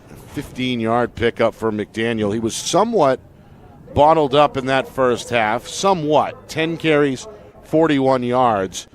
That 15-yard run there is his second longest from scrimmage. Yeah, good job getting upfield. Nice block there on the outside. I don't know if that was a tackle or the guard, but you could clearly see they had to control the line of scrimmage there. And didn't see too many rips like that. No. Saw the 49-yard touchdown for the only score for Winnacunnet in that first half. McDonald ripped off a 21-yarder as well, but those have been hard to come by. That's a big turnaround, though. Here's a quick hitter on the right side. It's Burke Spalding, the sophomore, just his second carry. Works his way down inside the 45 to the 44 before he's met and stopped by Adamini. 6-yard carry in the end for the sophomore. Yeah, I think you have an interception. Looked like a pretty solid, pretty clean one to me.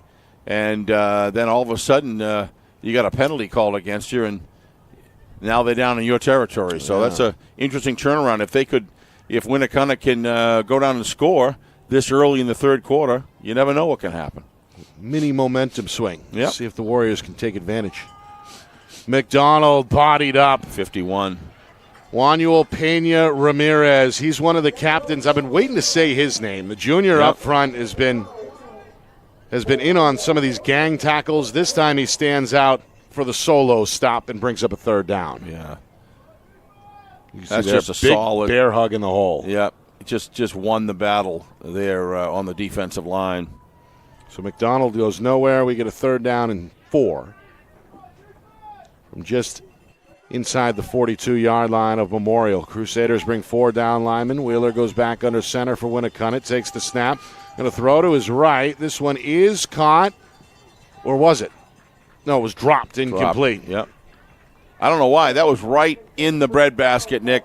It was Jackson. Again, he's pretty upset with himself. Jackson McDonald, usually pretty sure-handed. The sophomore got a good look at it near the face mask, but heard the footsteps. Like he was looking upfield, Nick, a little early on that. Got to catch it before you move, but he did have some yardage that he could have gained. He also had Ian Davidson breathing down his neck. Yeah. 4th down. Warriors line up to punt.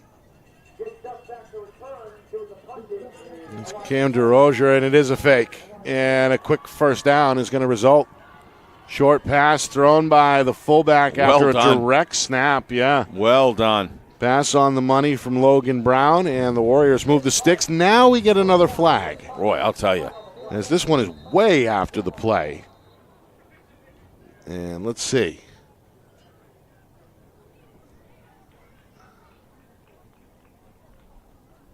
It would wipe out about a 9-yard pickup if the penalty's against the Warriors. Yeah, this chippy vocal stuff is starting to take its toll on both teams. Logan Luciato caught the pass from Brown, and then it seemed like 3-4 seconds went by before the flag came out. Yeah, really after the whistle. Got a 5-man huddle here by the officials. Our referee today, Jason Patch. He's been busy lately. Saw a couple of flags just before halftime. We're seeing some here with 2.5 gone by in this third quarter. Ineligible man downfield. There it is.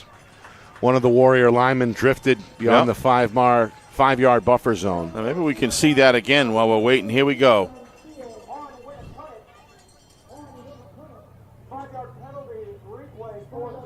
Yeah, so that's a big break for Memorial. I don't know who they're saying, but to me, they were downfield, but they were blocking downfield.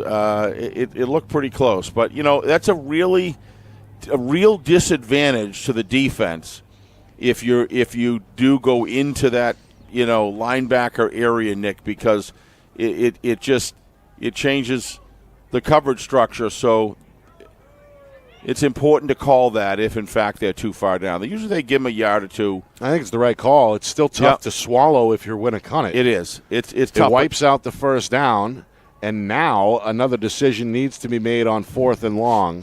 I would likely think that they actually punt it here, but we'll see.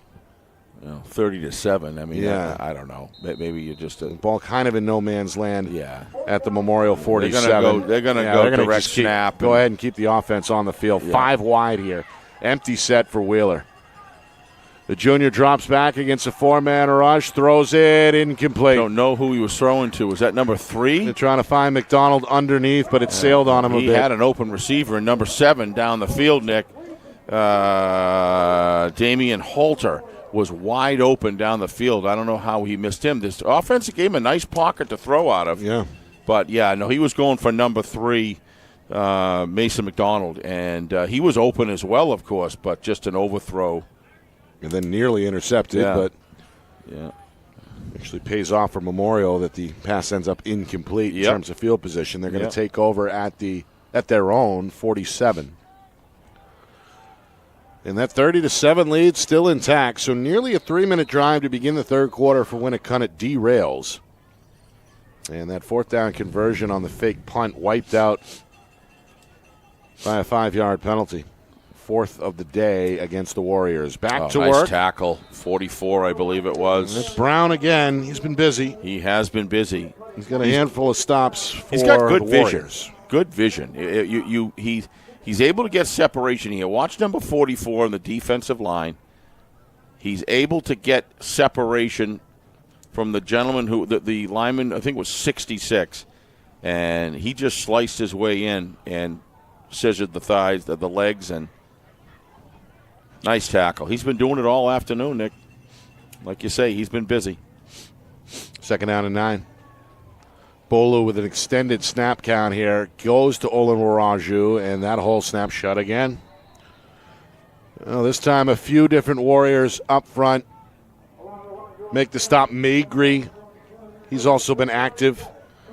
There's the junior down there with his hands on his hips now. Another tackle for Magri. That's going to bring up 3rd down and about 7 after Olin Waraju gets 2 on that previous carry.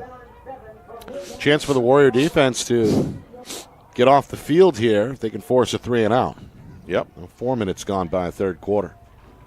Memorial looking for the Warrior 43-yard line. That's where the first down marker is. They have not thrown a pass all afternoon and have not needed to. They're going to pitch it this time, and here he comes. Schuff makes a man miss, keeps his balance. Wow. First down and then some, trying to tiptoe the sideline before he's finally marked down at the 36-yard line. Jacob Schuff done a little bit of everything today, Steve. How about a fumble recovery defensively, a 25-yard touchdown run on offense, and 2 two-point conversions. Look at him stay up. To his credit as well. Yeah, and a lot of balance. You can see there, I'm not sure what he's listed at, but he's got to be 6'2", 6'3", easy. Yeah, I would say he's with still room to grow. Yeah, I would agree with that. And he's been fun to watch. He had 3 touchdowns in the Jamboree that kind of put his name on the radar of many folks. It was a blowout win over Pembroke in an exhibition. Here's a pass for the first time. It's a jump ball. It is caught and into the end zone with a stiff arm.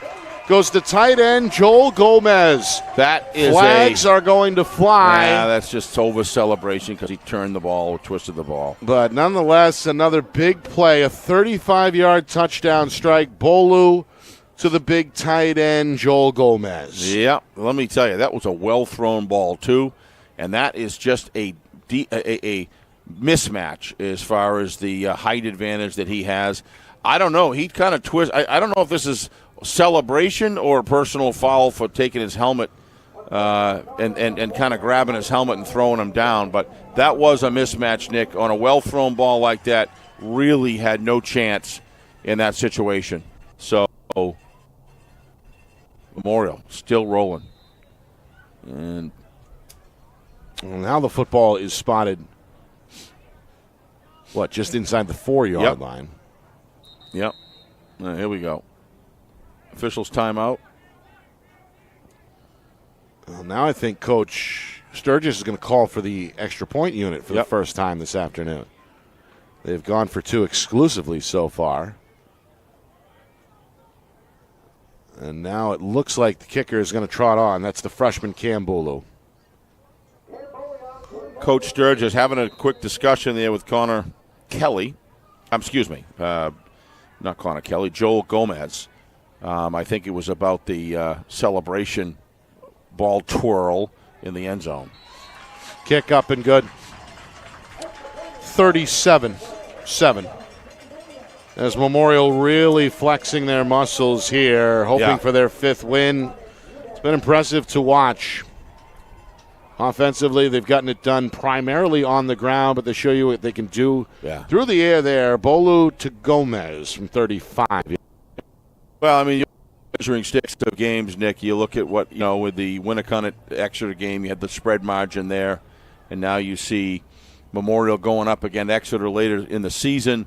And, in a situation where, they played, very close to them, 13-6. So, you kind of expected, I certainly would call Memorial coming into this game, the leader as far as between these the two teams, or to give them the advantage. And, boy, they're proving that and some more today. Yeah, they've been disciplined as well for the most part. That penalty there on the celebration, just their second. See, you get playing tight teams, Nick. You have no margin for error. Right. For any of that stuff. Football now at the 25-yard line as a result. Bolu the younger swings the right leg. It's a short kick. It's again angled to the near sideline, and again it lands out of bounds and draws a flag. They got to work on that, Nick. That's the second or third time. Second time that's happened, and one of the others kind of flirted with that if the returner didn't pick it up. So something they got to work on there.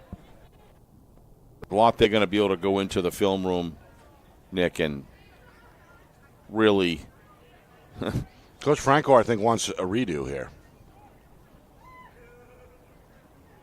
So Memorial is going to re-kick with the football being placed again, I think, at the 25. Let's see.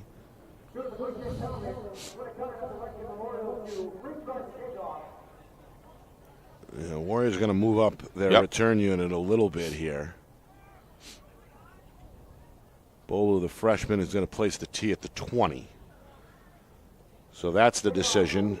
The re-kick comes with the 5-yard penalty. What a beautiful New England afternoon. That streets going uphill there, and with all those colors. It's a nice backdrop at the stadium. Nice feel to it. Peak season across New England, really, for the foliage. And you're right, a lot of pretty leaves here, pretty colors. Final Saturday of October. This one bounces at midfield. It's returnable, and it is returned well. Yeah, nice job. One of the big Winnacunnet front linesmen. That's one of the tight ends, I think, Will Phillips. Yes, the 6'4 junior. Showing some speed and grit on that return. He's got his club inside the 40 at the 39. And we'll see the Winnacunnet offense momentarily.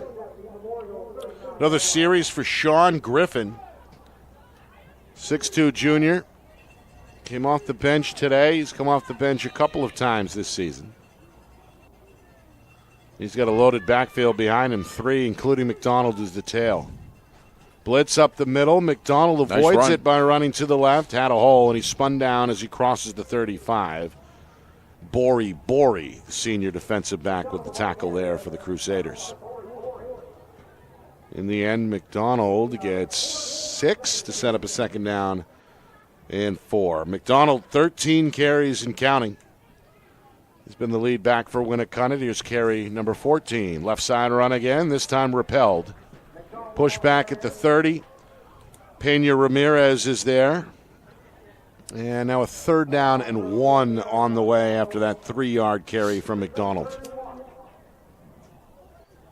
Heading towards the midway point here, 3rd quarter. Big lead on the board for Memorial, 37-7.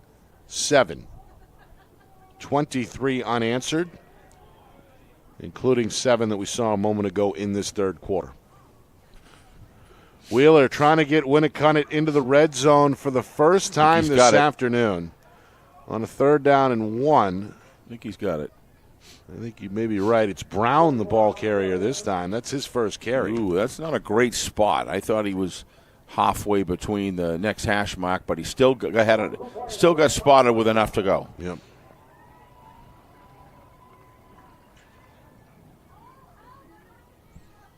So needed 1, and they give him 2.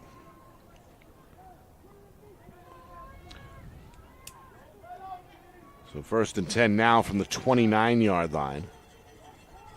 Brown going to stay in the game as one of 2 fullbacks in front of McDonald in the backfield. Wheeler hands to McDonald. A lot of room right side. Plants the foot, cuts up. He's inside the 20, meets A gang of tacklers at the 15 before he spilled down at the 14. A good run there for McDonald. He just read the inside. Look at the outside. Now watch, when he takes the ball, he comes out. He's going to get an outside seal there, and he just chose every correct lane that he needed to take to maximize his yardage there. That's a nice run and some good blocking as well. Looks like we have a timeout maybe. Yeah, Memorial wants to talk it over. As the defense reeling a bit here with the football now at the 14-yard line. Timeout on the field. Pull them together. Our broadcast brought to you by Beals Insurance. Locations in both Bedford and Londonderry. Whether you need home, auto, or business insurance, Beals Insurance gets you the price and quality coverage that's right for you. Visit BealsInsurance.com. Also, by MG Sports Fundraising. That's fundraising made easy. MG Sports Fundraising, the official fundraising partner of Friday Night Lights New Hampshire. Visit mgsportsfundraising.com. Start raising money for your team today. By the New Hampshire Tomahawks, showcase and development for college lacrosse. Visit nhtomahawks.com and also girls.nhtomahawks.com. Finally, by Colonial Printing, family owned and operated for over 50 years. Start your next project today at colonialprintingnh.com. Nick Anastas, Steve Beals with you. It's our Friday Night Lights New Hampshire Game of the Week, presented by Beals Insurance. Still going strong here in week number 8. 1 week, and 1 week only remaining in the regular season. Both these teams hoping to head into that finale on a high note. Memorial has led all afternoon and are enjoying their biggest lead right now on the board, 37-7. Warriors on their first trip inside the 20 are going to stick to the ground game as McDonald looking to carve out some yardage to his right, but he's gang tackled after only a 3-yard gain. Getting some good up-front blocking there, Nick, who I believe is 59 and is it 87? I'll get you the right numbers. And 59, 52, I think, and 57. Push up right now. Yeah. As we head inside of 5 minutes to go, third quarter, perhaps the most impressive drive of the day for Winnacunnet. Another quick hitter. Mm-hmm. It's McDonald again. He's been the workhorse. They stop him at the 9-yard line after a 2-yard gain. Again, Pena Ramirez in there on the tackle for Memorial. And now a 3rd down and 5 is on the way from just inside the 9-yard line. All right. Same formation. This has been the go-to look on this drive at least. With the dual fullbacks. That's again Logan Brown and Ryder Thurlow. They're loading the left side as well. Yeah. Now they're going to play action. Back foot throw, incomplete. Yeah, got themselves into a little bit of a jam right now, Nick. I would argue that the time to throw that ball was 2nd down, not 3rd. But 3rd and 5 turns into 4th and 5. Brown the target. Yeah, the other thing is you're trying to flood the zone on the short side of the field. Right. Cut to play to the power side of the quarterback, being a right-hander. But that's not a lot of real estate to cover for a defensive backfield. And again, the ball is on that far hash. Yeah, and so it's just short area. 4th down and 5. Warriors looking for their 2nd score of the afternoon. A little bit of movement up front, but no whistles. Coach Franco calling in another play. I think so. Wheeler may have just called the audible. He's going to stay under center, takes the snap, the handoff. Again, the ball's on the ground. It's been a problem for the Warriors today. Yep. Handoff. And at an inopportune time, it bites them again down by the goal line. They're going to come up short. Magri recovered it, but it doesn't matter. Nope. It's a turnover on downs as again the Memorial defense rises to the occasion. Yeah, I mean, he's not only with handoffs today, Nick, he's also struggled throwing the ball. He overthrew number 3. I remember that. That was just underthrown. He had another underthrow. So, I don't know if it's the wind or whatever it is or just the pressure of, coming in at him. He's open. You got to hit that. Another turnover on downs as well as Memorial has nice tackle. Come up with the stops they were hoping for on 4th down consistently. Meanwhile, it's Gabe Felch, sophomore, with his first carry for Memorial as Coach Sturgis starting to get some of the reserves into the game here with inside of 4 minutes to go in this third quarter.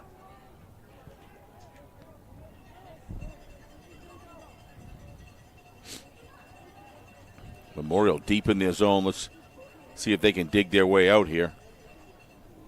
They've only thrown one pass today. They've got a new quarterback in, and a great job, Alex Sutherland. Horse collar.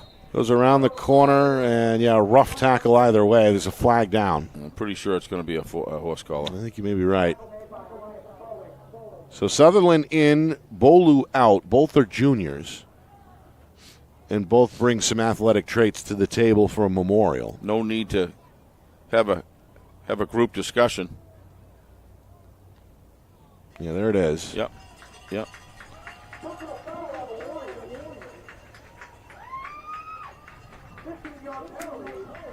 Well, not Memorial or Winnacunnet's day today. They fell behind 14-0 after Memorial scored on their first two possessions. They turned the football over twice in that first half. Memorial's lead grew to 30-7 at halftime, and more of the same so far in this third quarter. It's been the ground game more often than not that has hurt Winnacunnet. But again, a lot of reserves are now in the game and getting action as we see Felch over the left side gain the 40-yard line, a 7-yard carry. Really like Coach Sturgis, Nick, putting his backup quarterback in and getting this young man some reps. And it's you just never know if you.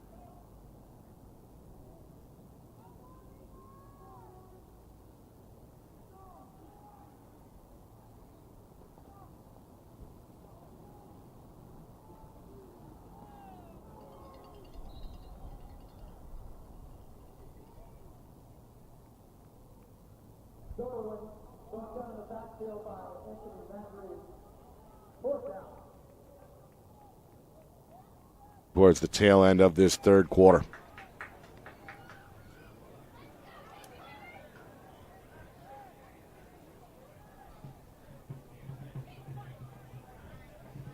So the punt unit back on as Sutherland comes off to speak with the coaching staff.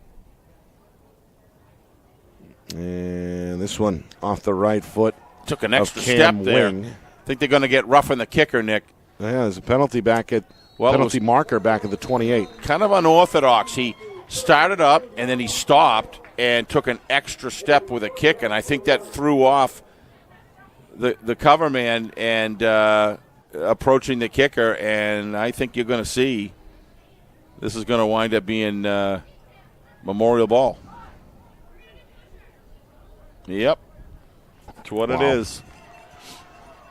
Warriors can't catch a break. First down. No, Memorial. they really want that ball back. Yeah. So, the home team will trot the offense right back onto the field. The football now going to be spotted in Warrior territory at the 46. This band has done a terrific job. Nick, you were talking about the percussionist part of the very, very good. Yeah, not the largest band we've seen, but certainly they are good. They have played well today. As has their team, Memorial. Out in front 37-7 and still going at it here. Another flag is going to fly as Felch grinds his way down to the 42-yard line. Well, this is a scenario where both coaches both coaching staffs, both head coaches, and the officials really need to be aware of what's going on. We got a hold here against Memorial. But this is the type of situation where sometimes things can turn chippy, can turn ugly, frankly, with a lopsided game. And it's been a hard-hitting contest today. These two teams, they see each other every year, of course, in Division I East. And you just don't want it to get away from the officials. So a good job trying to nip this one in the bud. We got ourselves a first down and what officially? 18. Clock resumes to tick. We're now inside of 35 seconds. Snap taken. Sutherland to his left. Crosses midfield. Nice Still run. going, yeah. Nice Good run. momentum at the end of that carry. Works his way back near the original line of scrimmage.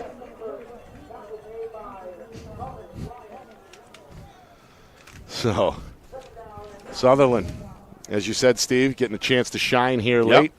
Takes advantage there on that run. It's an 11-yard pickup Well, on what the that ground. does is kind of, put a backup quarterback in a game, Nick, is so important because it allows him to have exchanges. A lot of times what they'll do is they'll change the quarterback first. Oh, we got the end of the third quarter, so. 37-7 after 3. Blowout City here in the Queen City. Fourth quarter on the other side. You are watching our Friday Night Lights New Hampshire Game of the Week presented by Beals Insurance.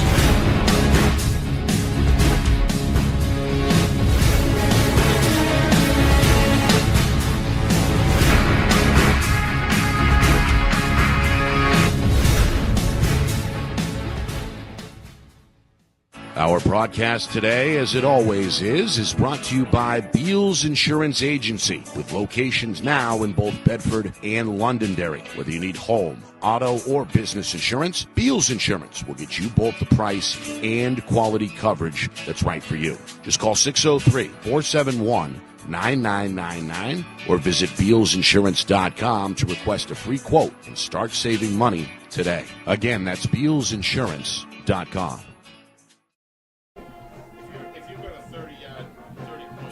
Back here to begin the fourth quarter.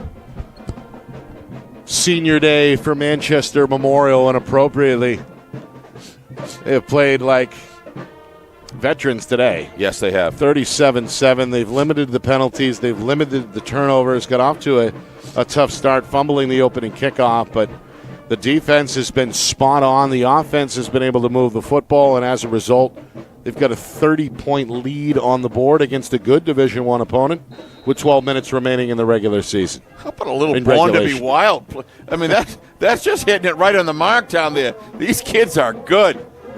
Yeah, a little step. If you're the Memorial Music Department, you ought to be proud of these kids because they are, and as the fans as well, because they are really doing a nice job today. This option run not going to work out for Memorial. Good job on the edge by the defender, Will Phillips. Good two-way player for Winnacunnet. No chance there for Sutherland. He's going to lose a couple and bring up a third down and 12. Memorial scored the first 14 points, took advantage of a turnover. Had a long play from starting quarterback Colin Bolu. A 75-yard run got them on the board initially, and their workhorse, as usual, has been senior Mo Olenwaraju. Had a 3-yard touchdown. He had 13 carries to pace Memorial in that first half. It was 14-7. After one, Warriors got their lone score on their own big play, a 49-yard run from quarterback Riley McDaniel. Meanwhile, first touch here for Christian Shea. Another one of these speedy sophomores, but hang on, there's a flag down at the 45-yard line. While we're on the break, Nick, I'm going to give you a little trivia. Now, I'm 61. Okay. And I know you're around 40, I think, right? 42 Somewhere now. 42 in that range. Well, Yep. we don't count those 2 years. Who sang Born to Be Wild? Steppenwolf. Very good. Very good. You've been paying attention to the classic rock. I mentioned that earlier. Yeah. Did you really? Well, I think we talked over each other and got sorry. lost in the shuffle. But yes, Steppenwolf. I mean, that's been an arena hit for really since it came out. Long time. Yeah, it's one of those kind of immortal songs that. Yeah, it's kind of that whole 70 to 75 Vietnam era. I was 10, 11, 12, 13 years old era. But to your point, the Memorial Band, They are doing a great job A today. plus today. Meanwhile, 4th down and 8, a rare punt either way. Seen a lot of 4th down conversions for better or worse, but not a whole lot of punts. This one, salvaged by Wing. He took the snap off the bounce and angled it towards the near sideline. No return. Fielded on the bounce by Thorencial. And Winnacunnet will take over 1st and 10 at their own 26-yard line with a minute gone by in this 4th quarter. Yeah, that's an area where I think Memorial could tighten up just a little bit. A lot of times it's taken that extra half a second, 3/4 second to get the ball off, Nick. And when you start playing a team like Pinkerton and Exeter and obviously Londonderry with their great special teams programs, and even Salem, so many, and others, you're going to be playing at that caliber. You got to get the ball off quicker. With the younger fellas or the younger team, they're able to get a little bit of second, but a little extra time. Yeah, But I think the clock shortens the deeper you go into the tournament. it does. For sure. Speaking of playoffs, both these teams are very likely to end up in one way or the other. It's a 13-team field, as we know. The 3 conference winners get the top 3 seeds and the 3 byes available. The remaining 10 teams have to battle it out in the preliminary round, which begins, I believe, 2 weeks from today. I don't see Winnacunnet coming in. They've got a lot of good things happening on the program. I just see this as Memorial just really beginning have been climbing the ladder all along. There's a nice run. Here's a pitch. Yep. Trying to navigate upstream is Spalding on his 3rd carry. Still alive somewhere in that pile at the 40-yard line. Cut one too many times, Nick. He should have stayed with it. He had the lane. When you get into the secondary like that, go. But all the good things he did to get to that point shows that he's got some talent. Nice run. So Memorial, they hang on to this win, hang on to this lead. 5-3, right? Yeah. They'll improve to 5-3. Meanwhile, 4-4. That's a game to watch in the 4th quarter. Salem out in front of Bishop Girton, 27-21. Both of those teams are, of course, in that Division I mix for a home game in the first round. Here's a run left side. It's Jackson Filipponi, the 5'6" junior, with his first carry. And Filipponi able to finish that run pretty well as he stays low to the ground and carves out 5 in the end. Well, whoever wins that game is going to continue to strengthen their position.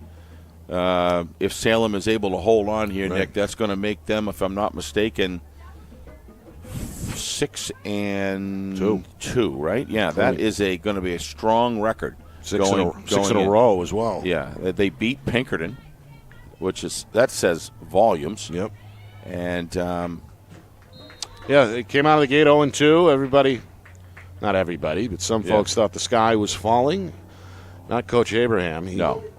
Steve's very level-headed. He had his guys ready to go the next week. Always they does. put up 48 in a win over Dover and have not looked back.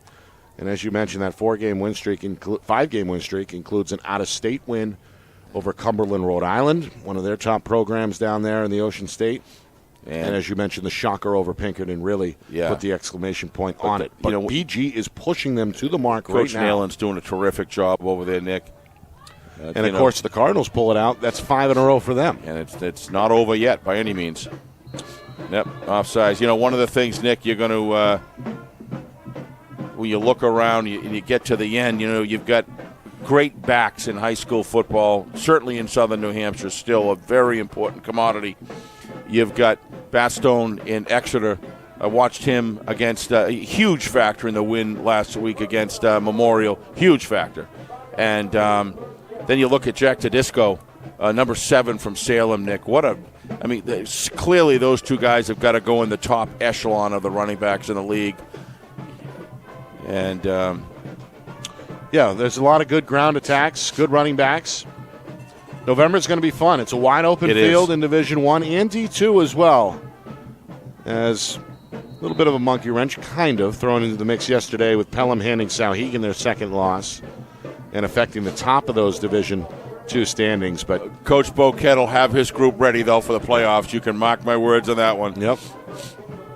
And, of course, everybody chasing Pelham, who is undefeated, but Trinity has played better as of late.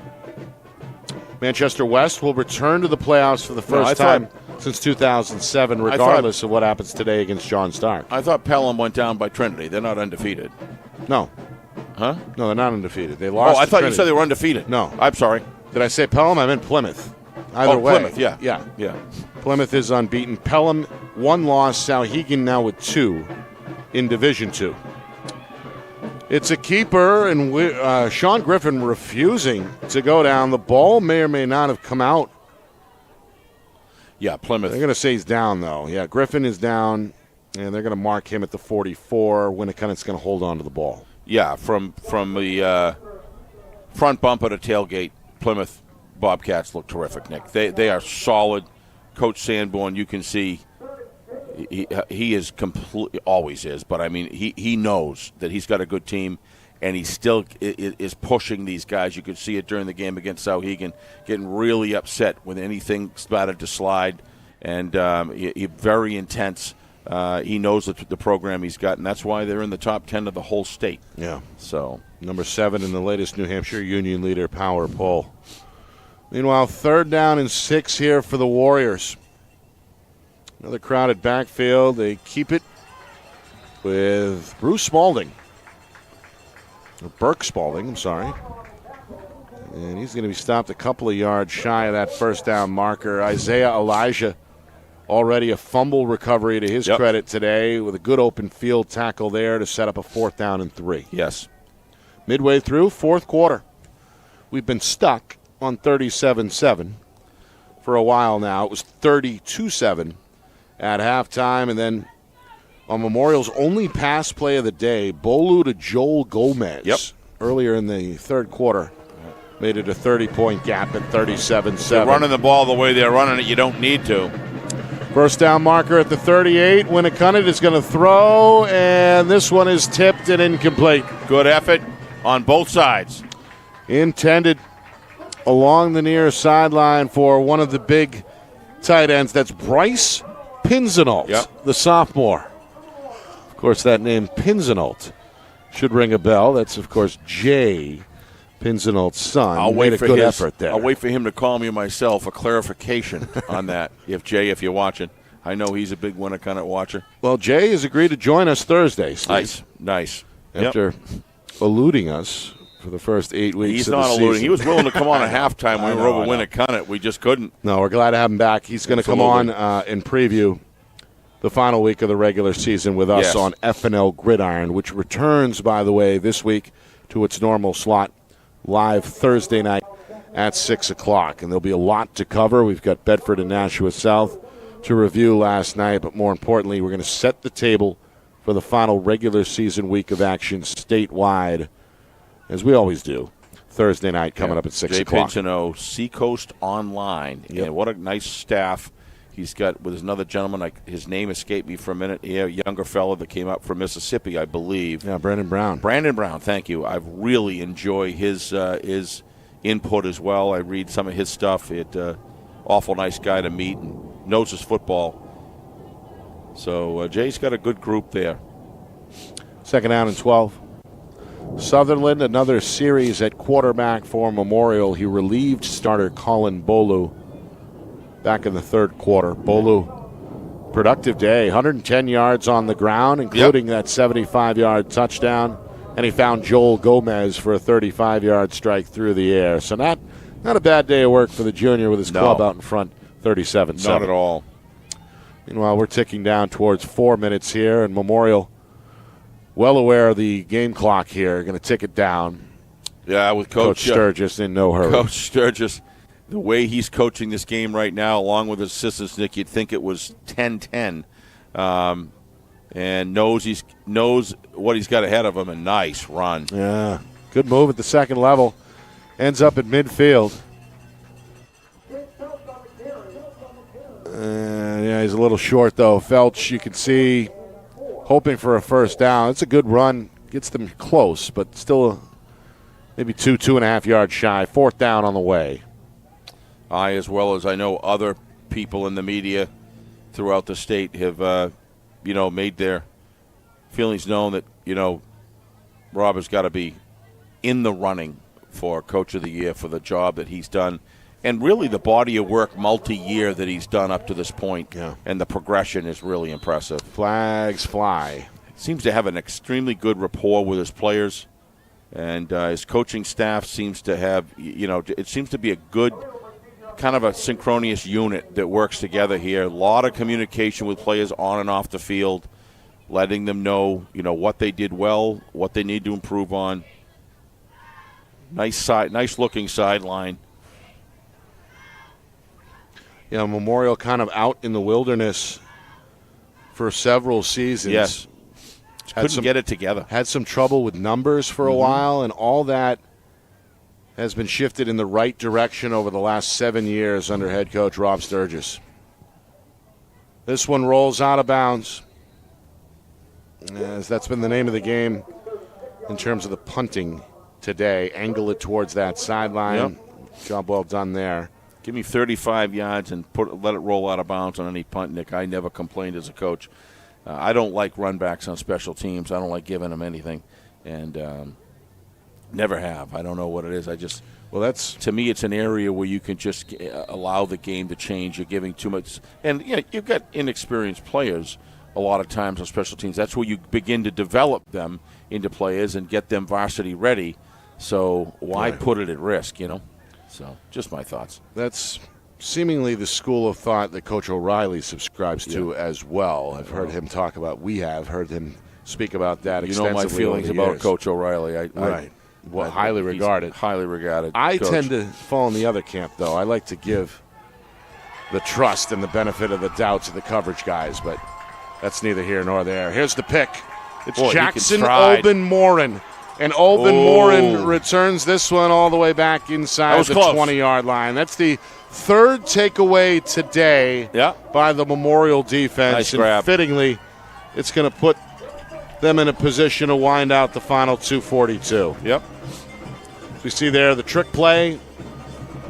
They dial it up with the left-handed running back, Burke Spalding, but that one fooling nobody. Who is Winnacunnet playing next week, Nick? They're on the road at Dover. At Dover, okay. Yes. So let's just say Winnacunnet winds up and finishes up, and in a hard-fought battle, they're able to be victorious. Let's just say that they're 5-4, theoretically, if they are. Dover may have something to say about that. But well, it'd be 5-3 overall. Overall, 5-4. But I mean, for a group 5-4 overall, but hypothetically with a win next week over Dover, they would be 5-3. And did you say Memorial's going to Goffstown? Is that right? No, they're going to host Timberlane. Host Timberlane. Yep, okay. Right here. So let's just say they're able to be victorious over next week. They're looking at 7-2, if I'm not mistaken. Correct? No. 6-3. 6-3 overall. Yep. 5-3. 5-3 in league. Yep. Right? No, they lost their one game out of state. That was down in Rhode week Island, number right? 1, against Central Providence. Right. So you throw out that, and you're looking at a 6-2 team against NHIAA competition. That's saying something. That's impressive. And one of those losses to Concord, and I thought, and Exeter, and that's it. And Exeter, that's it. Yep.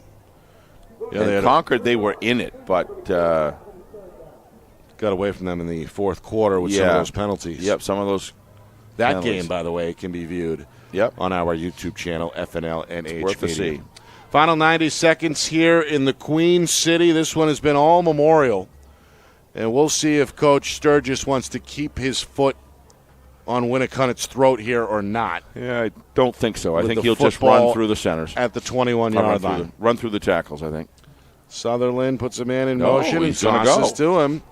Here comes Jefferson Rivera, but he lost the handle. And he'll be lucky to jump back on that one. We'll see. I think he's got it at the bottom of that pile. I think Winnacunnet's got it. And Steve Beals is correct. Warriors will take it. You had a grizzly bear taking on a... It was also the first touch of the day. A greyhound there, Rivera. so to speak. And that's going to leave Winnacunnet with inside of a minute here, 57 seconds to play. Coming up, full recap, stats, highlights, analysis, out-of-town scoreboard as well. It's coming up during our post-game coverage. And, of course, we'll look ahead to FNL Gridiron coming up Thursday as well. All right. The officials weren't quite ready. Now they are. To spot the football at the 24-yard line. The clock is running. Well, I guess Wheeler just took a knee. Yep. Or not Wheeler, rather, but Griffin. Griffin dropped a quick knee to start the clock. And is going to do it again. Coach Frank Orr just wants to get his club back to the beach here. Absolutely. And that's going to do it. Impressive Memorial on Senior Day. Got out to a big lead early and never relinquished that lead. 37-7 ends up being the final. Crusaders now officially at 5-3 overall and 5-2 against NHIAA competition. Meanwhile, Winnacunnet, they've now lost 3 in a row and sit at 4-4 overall. Stats, highlights, analysis, out-of-town scoreboard next. You are watching our Friday Night Lights New Hampshire Game of the Week, presented by Beals Insurance.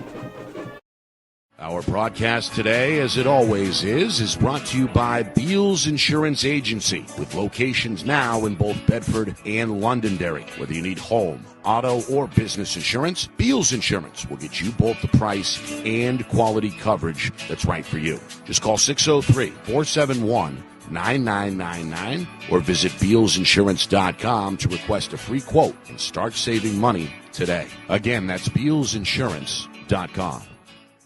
The New Hampshire Tomahawks promote the highest level of club lacrosse competition, not just in the state, but in the country. Looking to get recruited? Director Chris Cameron keeps an open dialogue with the nation's top college lacrosse coaches. Over 400 New Hampshire Tomahawks alumni have played at the college level, including the ACC, Big East, Big Ten, Ivy, NESCAC, NE10, and more. The New Hampshire Tomahawks coaching staff has over 100 coaches, including current high school, varsity, and college coaches. The Tomahawks offer training for players of all ages, clinics, camps, and leagues, along with spring, summer, and fall elite teams. So play with the best. The New Hampshire Tomahawks, showcase and development for college lacrosse. Visit NewHampshireTomahawks.com and girls.nhtomahawks.com. How can you reach your team's fundraising goals at no risk and no cost? MG Sports offers a variety of products to make your team's fundraiser a success. Their products include discount tickets, cards, and calendar raffles to hundreds of local merchants throughout the New England area. Don't waste another season. Raise more funds than ever before and become another football program in New Hampshire that sets fundraising records every season. MG Sports, fundraising made easy. Visit mgsportsfundraising.com to start raising money for your team today. Colonial Printing is family owned and celebrating 50 years of quality print services for New Hampshire businesses and can help yours as well. Whether it's creative design, digital or offset printing, or banners and signs, with state-of-the-art technology, unlimited industry sources, and the ability to think outside the box, Colonial Printing will help you get your job done. To see their full list of services, promo products, and portfolio, or to request an estimate, visit colonialprintingnh.com. That's colonialprintingnh.com. Well, 37-7 ends up being the final score as Manchester Memorial. They get the job done in all three phases today on Senior Day in front of this home crowd here in the Queen City. Nick Anastas with Steve Beals. It's our Friday Night Lights New Hampshire Game of the Week, presented by Beals Insurance. This one looked like a good one on paper. Both teams at 4-3 overall and 4-2 against NHIAA opponents, but despite a favorable start for Winnacunnet, this one belonged to Memorial. Warriors on the opening kickoff recovered a loose ball fumble that was muffed on the catch, set up a short field, but could not keep that drive going as they were stopped on fourth down as they entered the red zone. Memorial only needed a play to get on the board. One play, 75 yards. Touchdown run by junior quarterback Colin Bolu, who was over 100 yards today on the ground. 7-0, no 8-0 after that two-point try from Jacob Schuff. Made it 8-zip. Ensuing drive for Winnacunnet, more trouble. They lose a fumble in Memorial's end. Sets up a very short field for the Crusaders, and they cash in with their workhorse. That's Mo Olin Waraju. The senior today, 15 carries, 55 yards unofficially, including a 3-yard touchdown in that first quarter. Two-point try failed 14-0. Warriors did respond on the next series. A 49-yard touchdown run by starting quarterback Riley McDaniel. Got them on the board. Extra point was good, and 14-7 was our score after one. Second quarter, more Crusaders. A lengthy 6+ minute drive spearheaded by Olin Waraju, capped off by the sophomore Jathian Torres on a 3-yard run. Shuff another 2-point conversion. 22-7 was Memorial's lead at that point, midway through the second. And then just a few minutes later, Shuff, a 25-yard touchdown run. This time it's Bolu with the 2-pointer. 30-7, the halftime lead. Memorial, another key stop to begin the second half. And then the offense wastes little time. The only pass they threw this afternoon was a 35-yard touchdown. Bolu to Joel Gomez. 37-7 at that point, less than 5 minutes into the third quarter. And then we were scoreless from that point out. 37-7 is the final. Memorial, they're enjoying their pole positioning here. 6-2 overall heading into the final weekend of the regular season. Yeah, 6-2 is going to go far for them. My guess is they got to be going in the favorite next week as well. So they could want to be overall 7-2 and right. 6-2, in the state. So Memorial cruising along. I look at Winnacunnet as just a team that's just not this year is not able to match up against the iron teams of the league, and that those first top 6 or 7 programs they're going to struggle with. But I actually, the a lot of missed opportunities in passing the ball today, just throws off, throws short, throws dropped, at a time that they very much need it most. But in reality, no matter what happened, this game was, you can clearly see after the game is played who's clearly the better team, further along. And but Winnacunnet, I feel after talking to Coach Francoeur and others, Roger Brown a little bit, they're very, very young. And it does matter when the freshman and JV teams are just killing it overall across the state against the teams they played. So they got some good things coming. They just got to stay sharp, stay focused, and continue to go as deep into the playoffs as they possibly can, and then get ready to prep. Memorial, this is the year that they've been building towards, and I see a lot of weapons out there, Nick. So this game today was lost in the trenches on both ends. For I'd say 2/3 of it, maybe 3/4, it was dominated on either side by Memorial all day, and then the skilled players, the top skilled players, as it relates to Colin Bolio and Mo Olanwaraju. I'm doing my best there. He was solid today, Nick, as a weapon, and then the other supporting cast just was more than Winnacunnet could take. So as we look here, we've got 2 teams with winning records. One clearly is ahead of the other, yep. And then we're going to see next week. We got a big one next week in Londonderry at Salem. That one is going to be Exeter. At Exeter. So it's all kind of working itself out right now, and it's going to all be set up for a tremendous playoff series. I can't wait, but I want to see what happens next week in that game. Really looking forward just to see who's going to come out on top there. Update from Salem. Blue Devils starting to pull away with it. Late in the fourth quarter, it's 42-21 over BG. Yeah. So it looks like Salem's win streak is going to be extended Salem's to 6 straight. Solid. And my boys in some trouble across the street. Oh, really? West trailing John Stark 13-0. Start of the fourth quarter there. So John Stark is for real. Yeah. All right. Want to thank Jordan. Yes. D'Onofrio over here. Christine, the whole staff here at Manchester Memorial. Very easy for us. I didn't get his name, but the maintenance crew guy was very helpful to us, helping us get in the stadium. That was Jordan. Below. Yeah. Oh, Jordan. I'm sorry. So that was Jordan. Jordan, thank you very, very much for your help there. Yeah, appreciate that. And as you said, an underrated place to take in a game. It's a nice place. We really enjoy coming here. So thank you. How about that Memorial Band? To the staff here, yes, and a One great more. job by everybody here. Cheerleaders, band, Everybody. and, of course, the players leaving it out nice there show today. on the field. Want to thank our crew here at Friday Night Lights, New Hampshire. Kristen Beals doing a great job with us in the catbird seat up here. And, of course, our 2 warriors down in the trench, Matt Beals and Kat Kat Doyle. had a close call down there. Wow. Risking it all. It's a good thing she moved that camera back a few feet as requested. So a great job again. You were right, Jordan. And, of course, the man behind the curtain orchestrated the whole thing to He gets double dose tonight, right? Because absolutely. you were all upset because you forgot him I was last upset night. with myself for not thanking our director, Ben Beals, back in the Beals Insurance studio. And but Tucker. I'm sure the Wizard of Replay forgives me. And his new personal assistant as well, Tucker Beals, getting his feet wet back in the studio I'll say. as well. All right, final reminder as well. Thursday, we're back on the air, FNL Gridiron, final regular season show. We'll break down the playoff scenario Thursday night at 6. Final score, final time here at Memorial. It's the Crusaders 37, the Winnacunnet Warriors 7. For Steve Beals, I'm Nick Anastas saying so long. This has been a presentation of our Friday Night Lights New Hampshire Game of the Week presented by